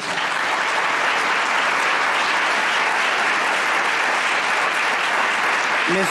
Jennifer Taylor, Ms. Jennifer Taylor, Mrs. Jennifer Taylor. Sorry about that, I said Miss. Mrs. Good evening. Good evening. My name is Jennifer Taylor, and I've been teaching in Troy, our world-class district, for 38 years. All of my teaching years have proudly been at Bolin Park Middle School, where we pride ourselves in a community of honesty, empathy, responsibility, and determination. Teaching has proven to take an extraordinary amount of patience. I've taught close to 5,000 students and have been through over a dozen contract negotiations. This feels like deja vu. My students help keep me feeling young, grateful, and full of hope, while lengthy contract negotiations over and over proven to steal my patience, create undue stress, and make me feel undervalued. I know that I'm not alone when I wonder why a world-class school district with a fruitful fund equity has not figured out a way to prioritize and settle fair and equitable agreements prior to the expiration date of a CBA. The deadline has passed once again. It feels stressful and so unnecessary. Frankly, we're tired of these challenges and tired of being patient with this process. Teachers meet deadlines daily. We work tirelessly to meet the expectations of our profession, our leaders, and our community while delivering hundreds of required benchmarks in creative ways that prepare our students to live their best lives. We teach our students the importance of finishing the job on time. If we, the teachers, did not meet our goals and our deadlines, this district would not be world-class. Our patience needs to be focused on our students. I recently found myself reading an advertisement on social media written by the Troy School District to recruit new teachers to our world-class district. I could not help but question the fact that Troy teachers are currently working under an expired contract. We will have much better fortune in hiring and retaining the best teachers with an agreement that values the work we all do every day. Our contract has expired, the deadline has passed. Please act responsibly and prioritize a timely, equitable, world-class contract. Your teachers deserve it. Thank you, Mrs. Taylor.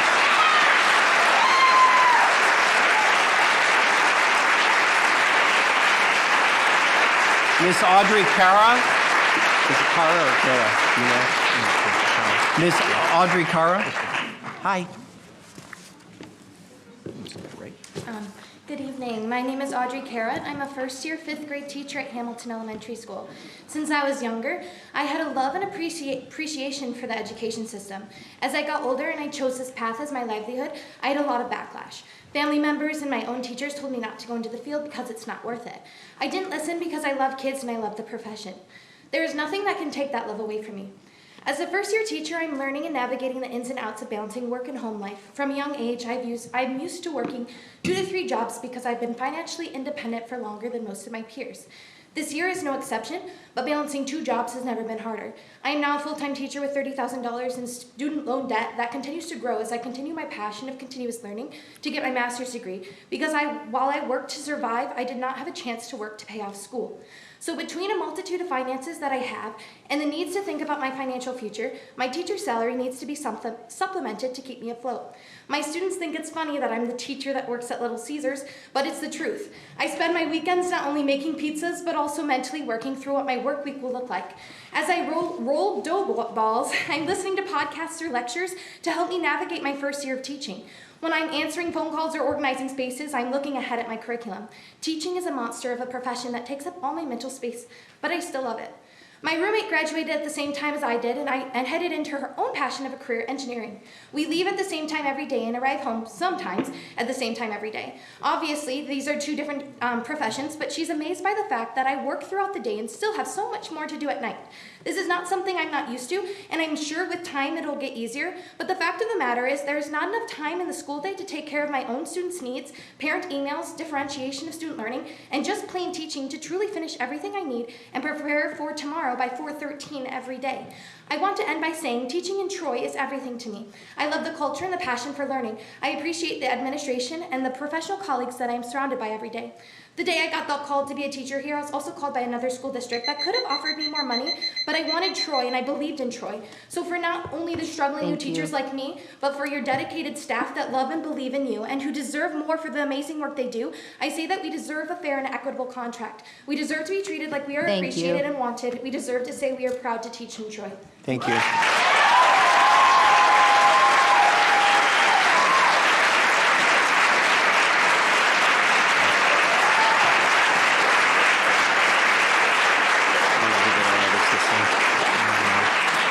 Mr. Ali Apahidian.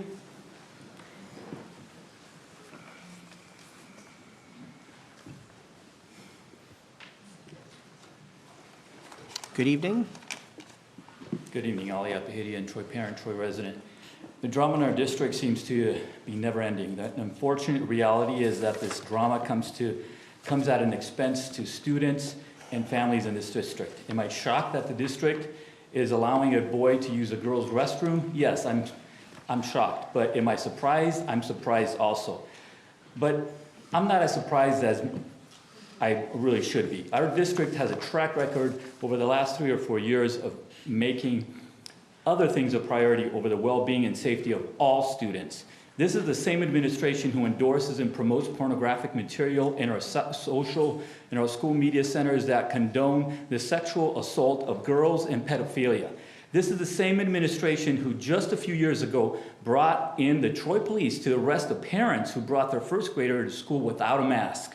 This is the same administration who refused to suspend a male student for exposing his genitals to 2 girls in middle school, and instead of actually suspending him, they actually suspended the 2 girls who they got punished by being sent to the principal's office.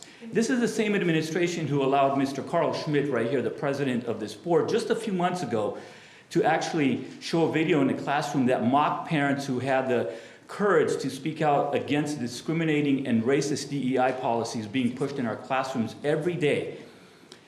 It has this district actually has some transitioning of itself that it's been doing over the past few years. It has transitioned from focusing on education to prioritizing and pushing all sorts of propaganda and ideologies that are evil and destructive. When will this administration care about the mental and physical well-being of girls who are born girls, at least as much as they care about the boys who pretend to be girls? If this administration is okay with giving equal rights to anyone who claims to be whatever they want to be, I wonder if they would be okay with any parent in the audience right here to actually identify as a board member and pull up a chair right here next to you. I'm sure you wouldn't agree with that. That would be ridiculous. Thank you. It's time you stop using Title IX as an excuse to allow boys and girls bathrooms. Thank you. Chris Cuss. Chris Cuss.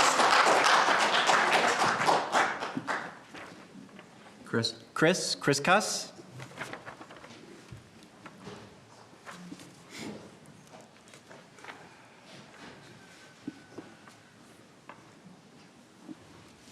Good evening. Hi, I'm Chris Cuss, 2 kids from Troy. I'd like to speak today on the ongoing safety issues in Troy schools.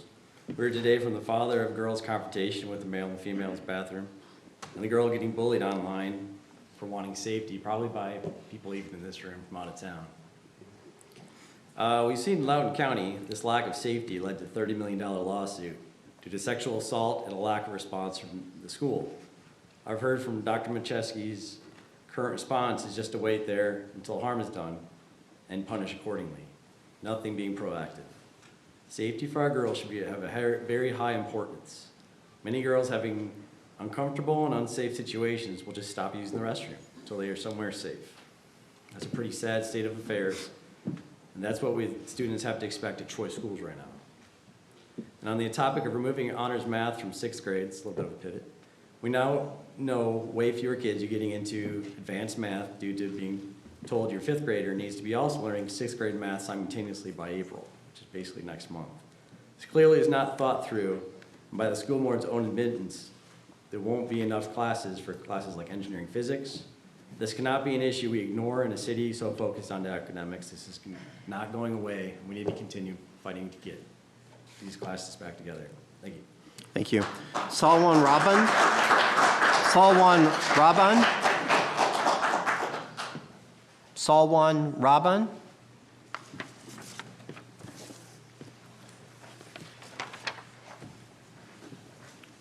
Good evening. Good evening, ladies and gentlemen. Thank you for having this meeting. And the topic that I want to talk about today is the female student bathroom being attacked by the male transgender. Can we have nice,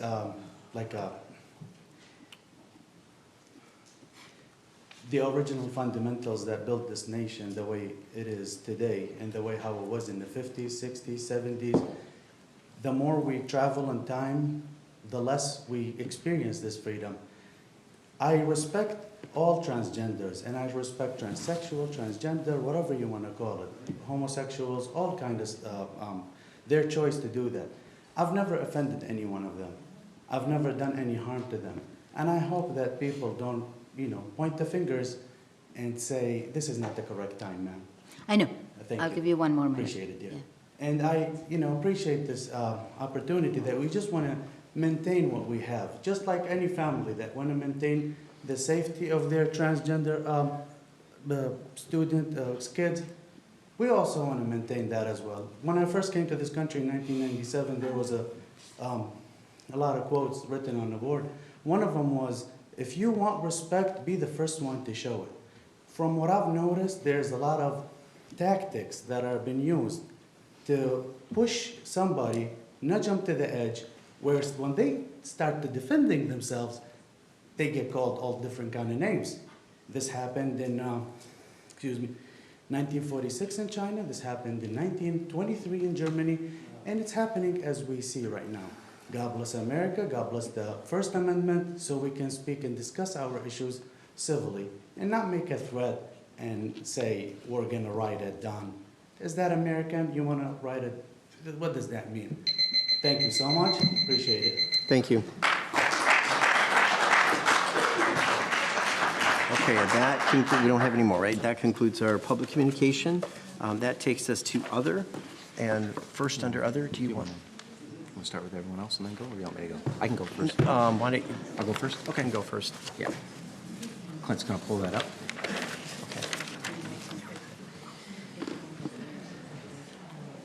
Thanks, Clint.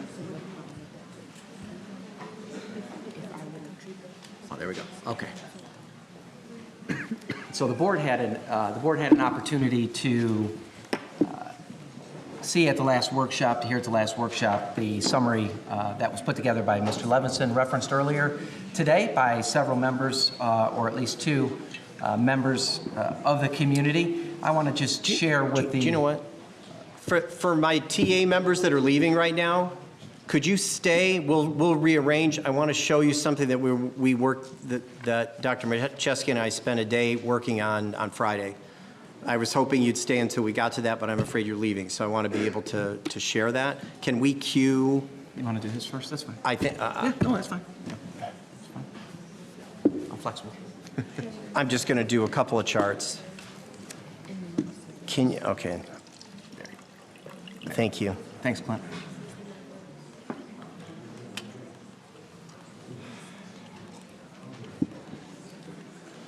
Okay. Okay. I mentioned to the board earlier, but on Friday, Rich and I traveled to Lansing to meet with the State Senate Appropriations Chair.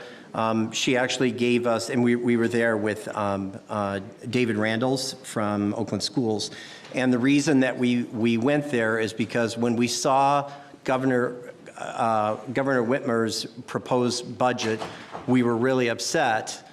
I was particularly upset, incensed even, that the increase for K-12 was 2.5% in a year where inflation was about 3.3%. This slide that you're looking right here is a slide that I have shoved in every politician's face who will give me 2 minutes to demonstrate that if you look at even last year when the governor was proclaiming record increases in public school funding, she didn't meet the rate of inflation.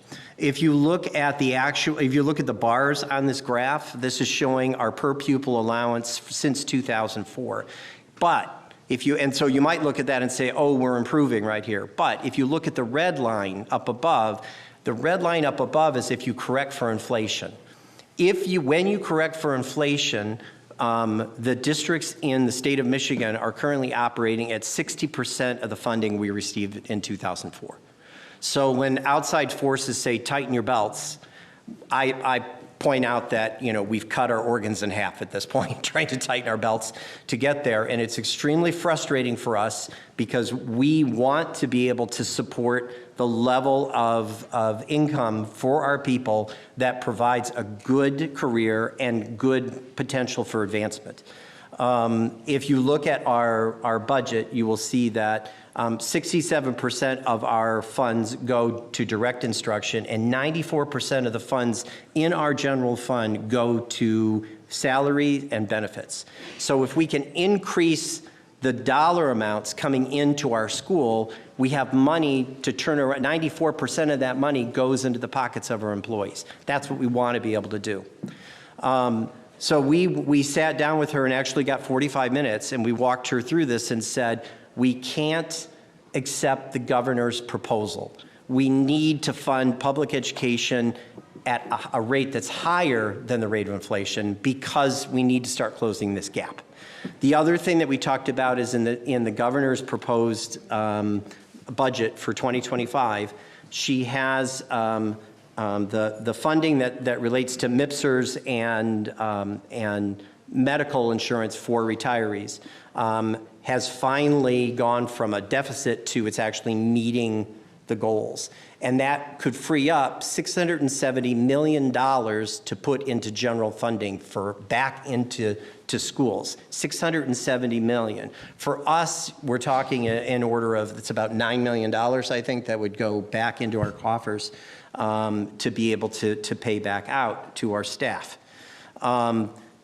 The problem is that Governor Whitmer is suggesting that the entire $670 million go straight to preschool only, to universal preschool.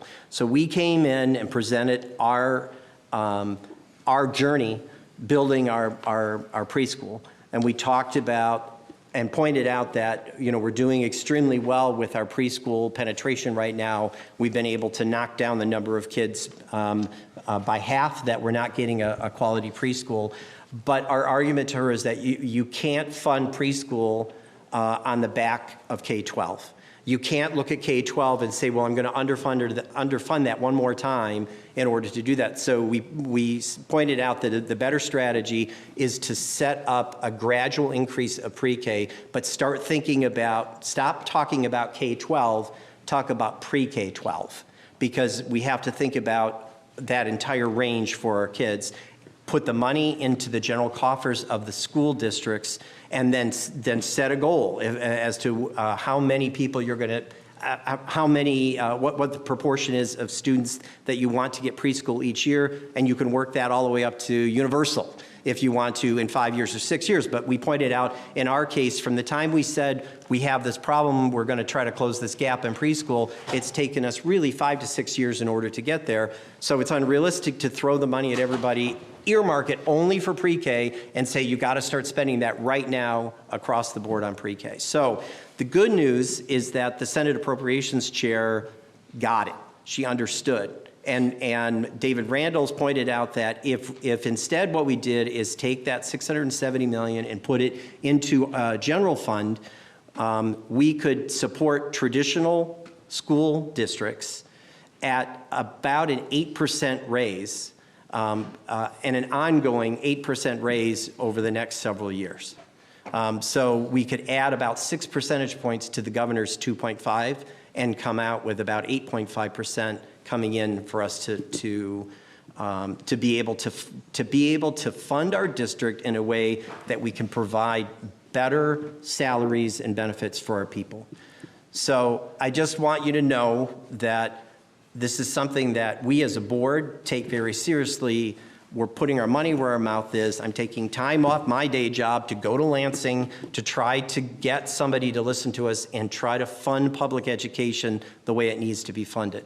So I understand people's frustration. We're frustrated as well.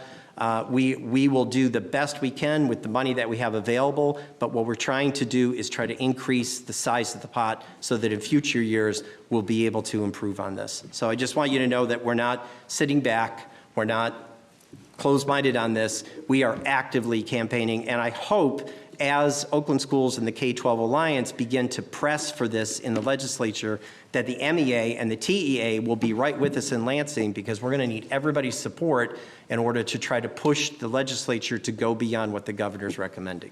So I didn't want everyone to leave before we could talk about this.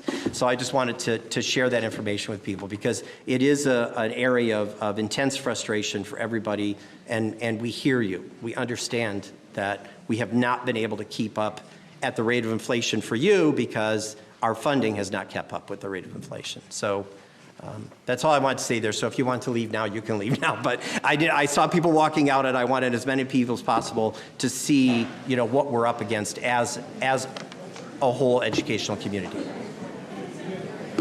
Okay. All right. Now, yeah, thanks, Clint. Okay, we'll shift back. Thank you, Mr. Schmidt.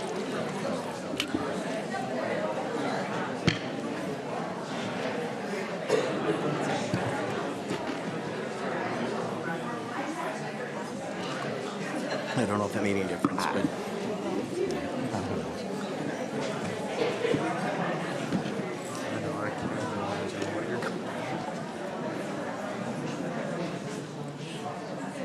Okay, we've got just a couple more items that we wanted to take it to identify. As was mentioned earlier, I had an opportunity to share the summary of the report that was provided by Mr. Levinson from the New Solutions K-12.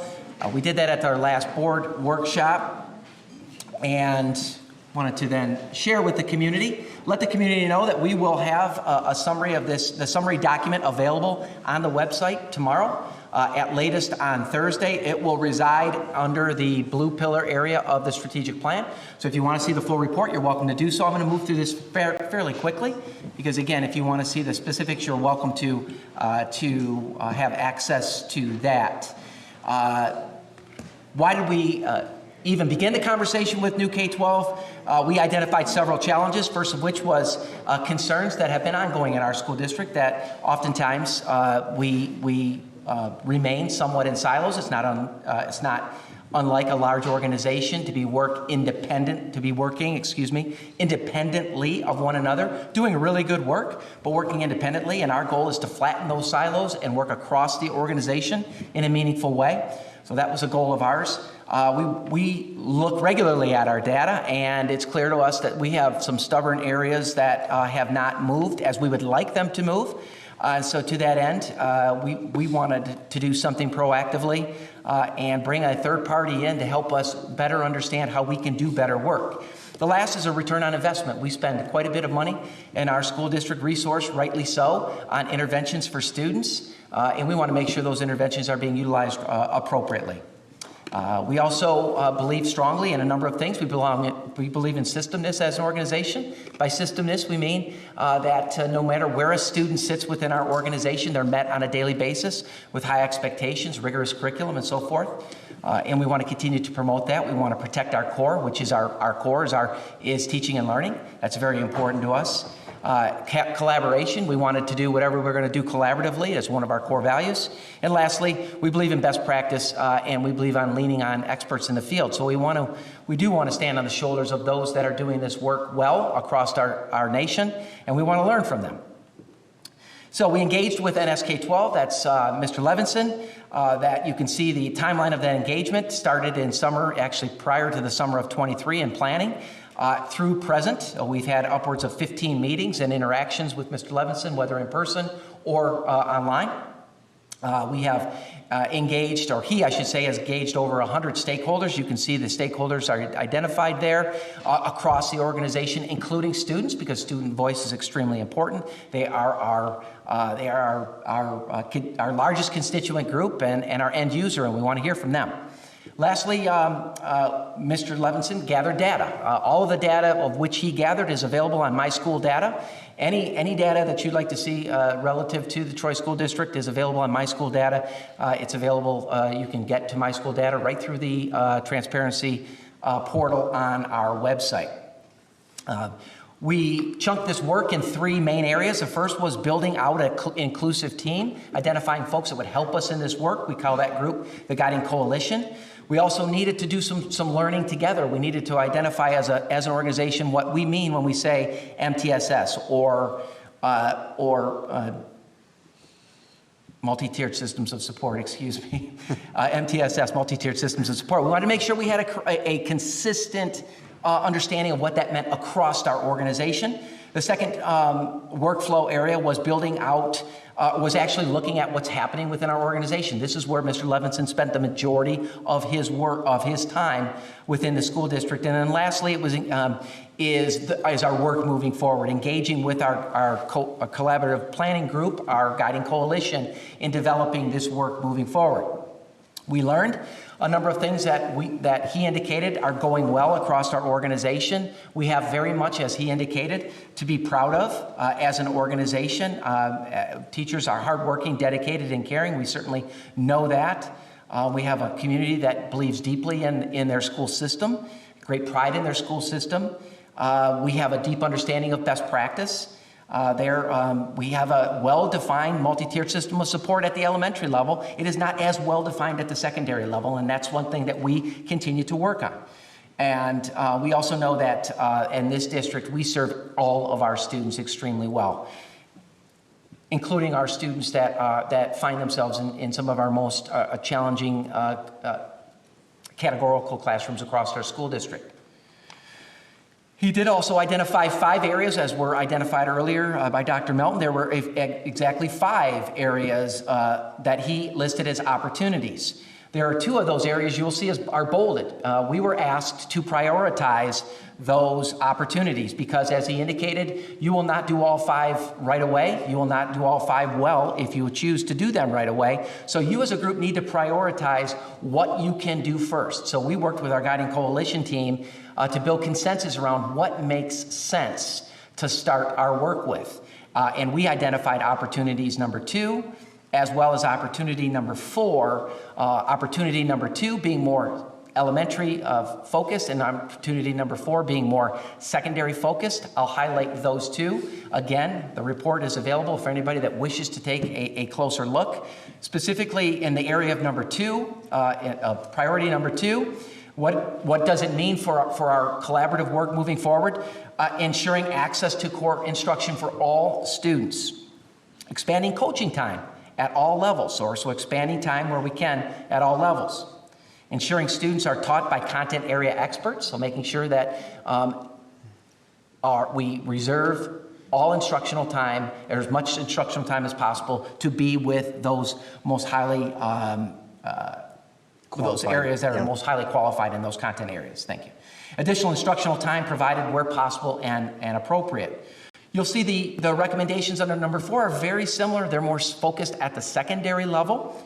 Again, access to core instruction, prioritizing students that are taught by content area experts, and then additional instructional time where possible and appropriate. So those are the 2 areas that our Guiding Coalition, we came to consensus with our Guiding Coalition that we would focus on first. Next steps, Mr. Levinson indicated, and as he worked with our Guiding Coalition team to understand, is this is about a 3-year plan. So as he indicated, there are 5 priorities. We're not going to do all 5 right away. Let's pick those that we believe we can do most effectively right away. That's why we prioritize number 2 and 4. And this is, we will be building out approximately a 3-year plan to do this work effectively. Our Guiding Coalition team has agreed we will meet quarterly, and we have members from across the organization as part of that Guiding Coalition team. Across the organization, across all levels on our team. And then finally, we will measure our success. We will continue to review student data to see how we're doing. We have a strong interest in moving some of those stubborn to move achievement gaps in some of our subgroups, and we're committed to doing that work moving forward. That's why we engaged with Mr. Levinson and his team. So those are the next steps. Again, the report will be available, the summary report, on the website no later than Thursday, so everybody can take a closer look at that, and encourage you to circle back to board workshops into the future. We'll continue to be looking at this information and reporting back to the board how we're doing with respect to that. Great. Any new questions? I know we grilled the team extensively in the workshop, but does anybody have any more? We're okay with that? Okay. Thank you for that summary. Okay, that moves us to other, I believe, right? So, Dr. Wilson. Hey. Hello. Hi. I actually have a handful of things tonight. One is I have the pleasure of being on the design committee for the new secondary work. And so it's been really exciting to be able to really listen. And so I think that something that we'll kind of see in one of the things that's kind of like floating to the top is really the idea of the possibilities and the flexibility that shows up with new buildings. And so I'm just really excited to be able to have conversations at the governance level about the flexibilities in merit curriculum, and then what that's going to look like as we engage teachers in dreaming. But it's just been really fun to hear both students and staff who are in there talk about like the dreams that they have of ways that things can collaborate and build across curriculum, and a lot of shared spaces and just kind of the dreams with that. The dreams, though, lead to some concerns, and so I just want to kind of put these on our radar. One is that as we build new spaces, the equity in the programming changes that will come, and how we want to make sure that we have equity among our buildings as we have programs in new buildings. And so that'll be something that we'll want to think about. So like as Smith gets to have learning communities, how do we make sure that we're equipping our people who don't have new construction to still have that new programming? And so that's going to be something that I think we'll, as a board, want to keep an eye on. And then school safety, like that bubbles up too. Like how do we make sure that we're safe? I really like the consultant from Fielding. He's really helpful. And I actually asked him if he would share his PowerPoint with all of us so that you guys can see the data and stuff that he's providing. And he did a great job of addressing, things that we've talked about, that when you have a new building, you get new security protocol and all of that kind of stuff. So he's done a great job. He's been a great facilitator, and I'm excited to keep sharing what I'm learning. So that's kind of my liaison-y moment to share with you all. That is good. I also we appreciate that. You've been how many hours in the last 2 days? It's been 2 solid days, right? I was gonna say it was 2 7.5 hour days. Yeah. It's a lot of time. It's a slog. Yeah. So the backlog in my email is quite extensive. I've got quite a bit of work to catch up on tomorrow. I wanted to give kudos though to the both of the theater companies for excellent plays and musicals, but also I really, especially last month when we were reminded of the importance of thanking our volunteers. These plays, especially Athens, the play that goes wrong, extra kudos to the set team, the parents that come in and build these sets as volunteers. The play that goes wrong is all about the set. The set is the centerpiece of that story. And so just kudos to Mr. Dunback, who volunteers his time to build the set for the plays. So kudos to the volunteers who build the set. And then also this year, I'm grateful for the diversity in our school district, and I want to wish both a meaningful Ramadan and a happy Easter to both religious groups that are in the spirit of celebrating those things between now and the next month. So. Great. Okay. Dr. Villapart. I guess the only thing I just want to comment on is, again, how inspiring and impressive, we had a lot of recognition tonight of the things that our students are doing. And again, I continue to be just so incredibly impressed with, the talents of our students and the support of, our staff and adults that work with them to help them realize their full potential. Mm-hmm. Great. Mr. Haupt? Yeah, I was going to talk about the play that goes wrong as well, because I just saw that on Friday, and I never heard so many belly laughs in a room. It was amazing. And I've seen it professionally at the Fisher Theater, and the set design was just perfect. It lived up to everything that I remembered. So I want to give kudos to the volunteers and the students. They were just amazing.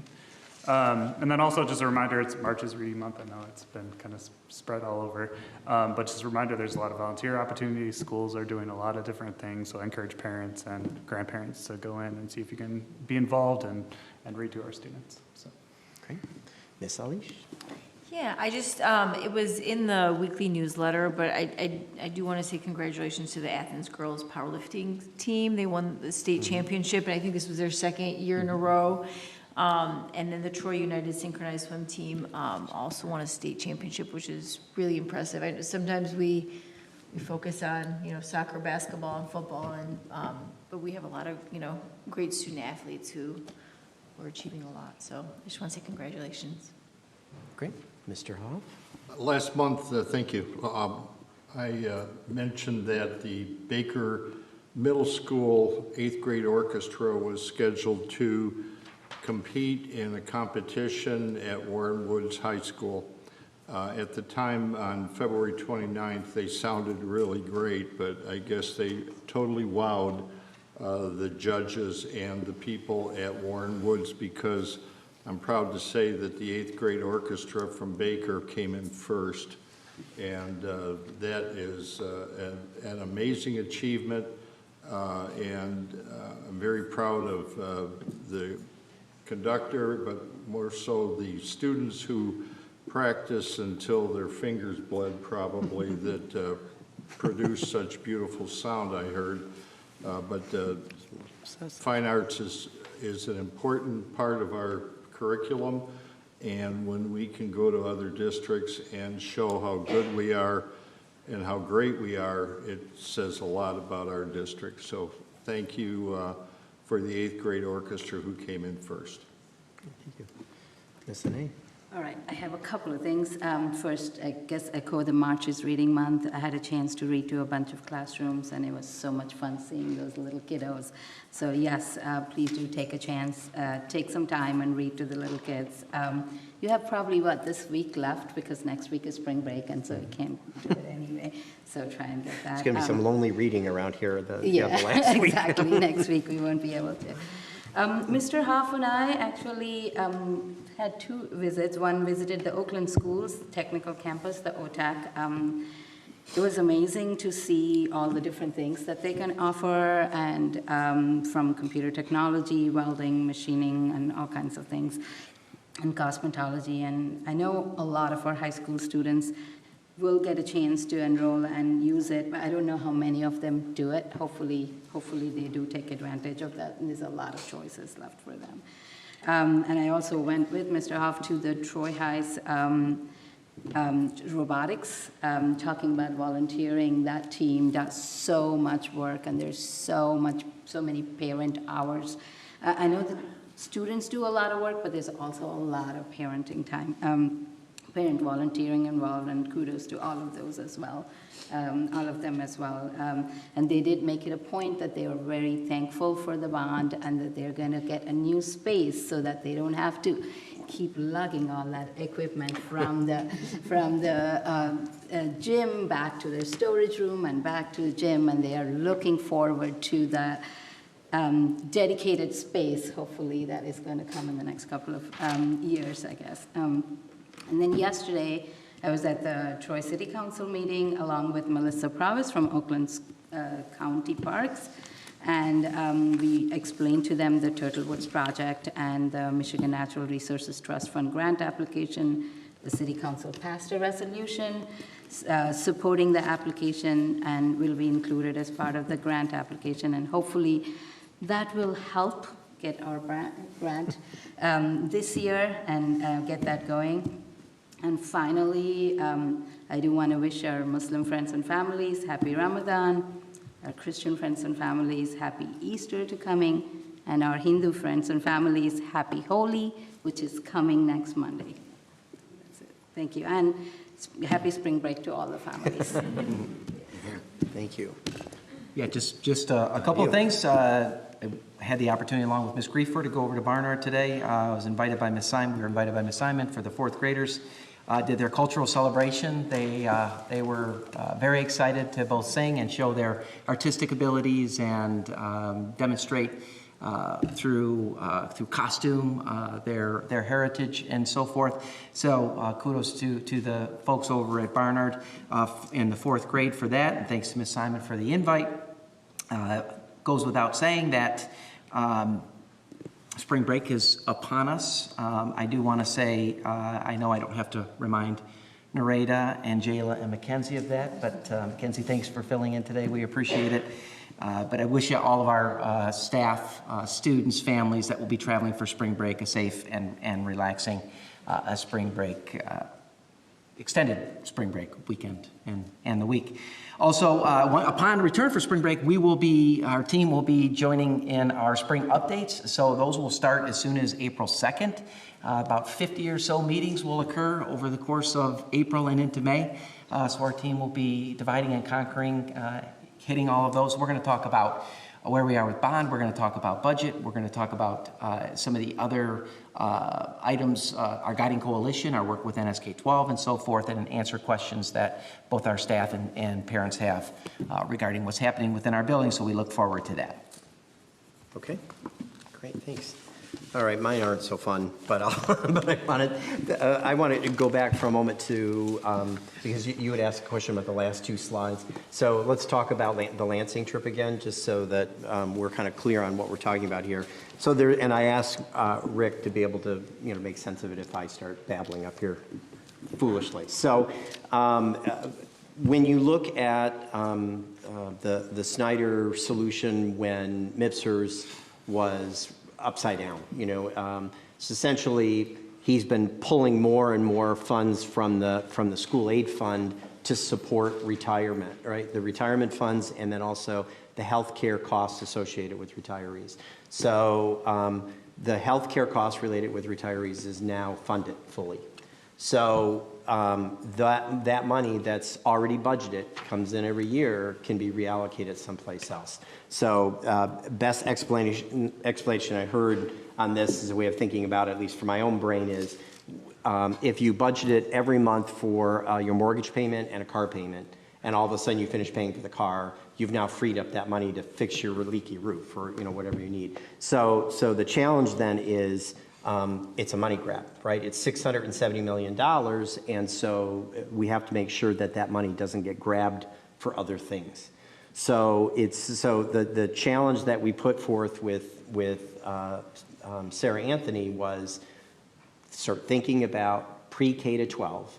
Let the school stop dictating how the money's used here in Lansing, put it in our general fund, and let us use the money the way we need to use the money. Because there are going to be some districts that are going to be well-positioned to integrate preschool, and there are going to be other districts that are going to need a lot of physical plant upgrades in order for that to happen. And if you force all the money into one category, you don't allow that flexibility for people to do what they want and to spend what they want. There's another key measure here that David Randall's calculated, and it was an eye-opener for me.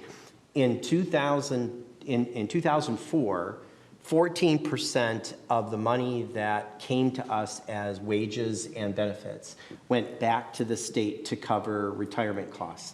Last year, that was 48% of every dollar that came to our district for funds got pulled back to the state to cover. That's 48% of the extra dollars. 48% of the funds they pay us for operating that goes into salary and benefits. 48% of the dollars that go into our fund go right back. That's that weird thing that Rick shows us every year, where it's like, oh look, we got more money. No, we don't. It's gone, right? But I had never seen it calculated out as a percentage and to understand the difference. So not only are we not meeting the rate of inflation, that we're operating at 60% of what we were in 2004, but one of the primary reasons for that is that money is getting pulled right back out. So because this fund for the retirement benefits is called OPEB. So there's a new acronym for you. So OPEB is fully funded. The idea is that you could take the 670,000 is essentially it's about 670 million. About 100 million, each 100 million is worth about 1 percentage point. So the idea is, so you could basically claw back 6.7% for us and for every district in the state. The beauty of that is the only districts that would receive that money would be traditional districts that paid into MIPSers. So it doesn't go to charters, it doesn't go to online schools, it goes back to traditional school districts. So it's a way of providing more funding for traditional school districts without also providing equal funding to these other school entities that don't have the legacy costs that traditional public schools have. So I will tell you that Sarah Anthony's chief of staff emailed me back, and they double-checked the numbers that we put in front of them the next day. On Monday, it was like, yep, we're getting confirmation that what you're saying is absolutely right. David Randall's presented it to Sarah Anthony as this is a chance to solve an absolute systematic problem with the way we fund education in the state. And I think she sees that. And what we told her was, if you do that, we will all stand next to you on the microphone and say, we'll we'll name the bill after you. We'll do whatever it takes. But you will get political credit for this because it would be a game changer for us to be able to bring that money back and keep it going on an annual basis. So that's what we started. Dave Randalls is working with K-12 Alliance. They are working with PR firms to figure out a way for us to get that message back to Lansing. We will probably engage our public at some point and ask them to write in to Lansing. We hit it at the right time. We really had to be there in March because everything starts solidifying by April. So Sarah said this was absolutely the right timing to bring this in. So I'm very cautiously optimistic that, and the idea is you could take that 6.7% increase and add it to the governor's 2.5. So you're not taking away from the governor's 2.5, you're just figuring out a way to do it better and to do it smart. So that's what we were working on Friday. So I just want to make sure that if you got lost at the end of those slides, because I did. So that's why I said, don't worry about it. I'll talk to you about it on Tuesday, because I've been like, I don't know. So, okay, so anyway, I wanted to give you an update on that, so I'll just say stay tuned on that. And then I also wanted to address the number of concerns around our bathroom situation, right? Our bathroom policy. And the comment that we're hiding behind Title IX is an interesting interpretation of following the law. Title IX is the federal law, and the Office of Civil Rights has been very effective at suing districts that don't follow federal law. So what I've told anyone who's talked to me about this in the community is, if you like the way this is handled based on federal law, let your senator, your federal senator, and let your federal representative know that you like this. If you don't like it, let them know, but we're the wrong entity to be complaining to, because we took an oath of office and we need to follow the law. And the law is a federal law. So if this is going to change, it would change at a federal level. And if anyone is still here who is objecting to our policy, I have a 12-page letter from the ACLU that lays out all of the case law that demonstrates that if you try to go against that, how quickly you're going to be sued into following compliance to that law. But I'm happy to share this with anyone who wants to understand why the policy is laid out the way it is.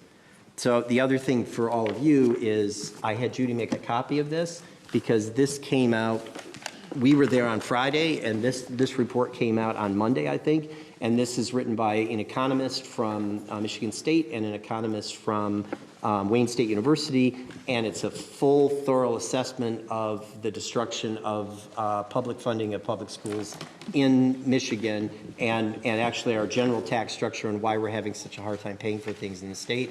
But they don't mince words. They lay it right out. So we forwarded this to Senator Anthony and said, if you want to build a coalition, here are two economists with good street creds that lay out why we're suffering the way we are. So I had Judy make copies for all of you, because I thought that you should all read it, because it is really good. And it certainly can address, if someone says, why can't you tighten your belt? This is a good way of explaining why we can't. And that will be on the website as well? We could put that on the website if you could. Yeah, we could. Sure, why not? So the public can see it. It's a public report. Okay, and then the last, let's see if there's anything. The last thing, no, two things. One is, thank you, Vitel. She's basically taken on Section 1 for the last 2 weeks or 3 weeks, being our spokesperson and being quoted in the paper and meeting the public there, and then being representing the board at the city council meeting. I appreciate all that. That's your time, and that's valuable. So thank you for doing that.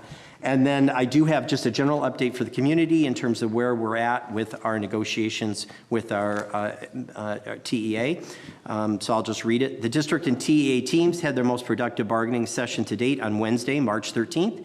We have now had a total of 8 bargaining sessions. The district has offered language proposals on all of the prohibited topics, along with proposals on wages, calendar, and a variety of other relevant topics. We have reached tentative agreements on a number of language proposals and anticipate continued progress towards additional TAs. TAs are tentative agreements, thank you.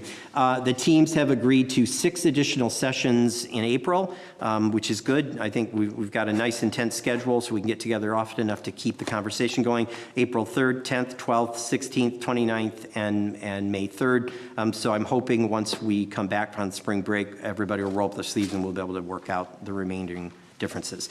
We anticipate these sessions will be productive with the goal of achieving a successor agreement that is sustainable and focuses on our goals of attracting and retaining great teachers.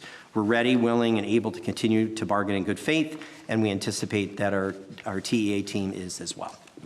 And with that, I would like to, is there anything? Oh, next meetings. Workshop. I should just make you do that workshop on April 2nd in the administration building at 6 p.m. And then the next board meeting will be here on April 16th at 7 p.m. Did I forget anything? Nope. Okay, then we are adjourned. Thank you.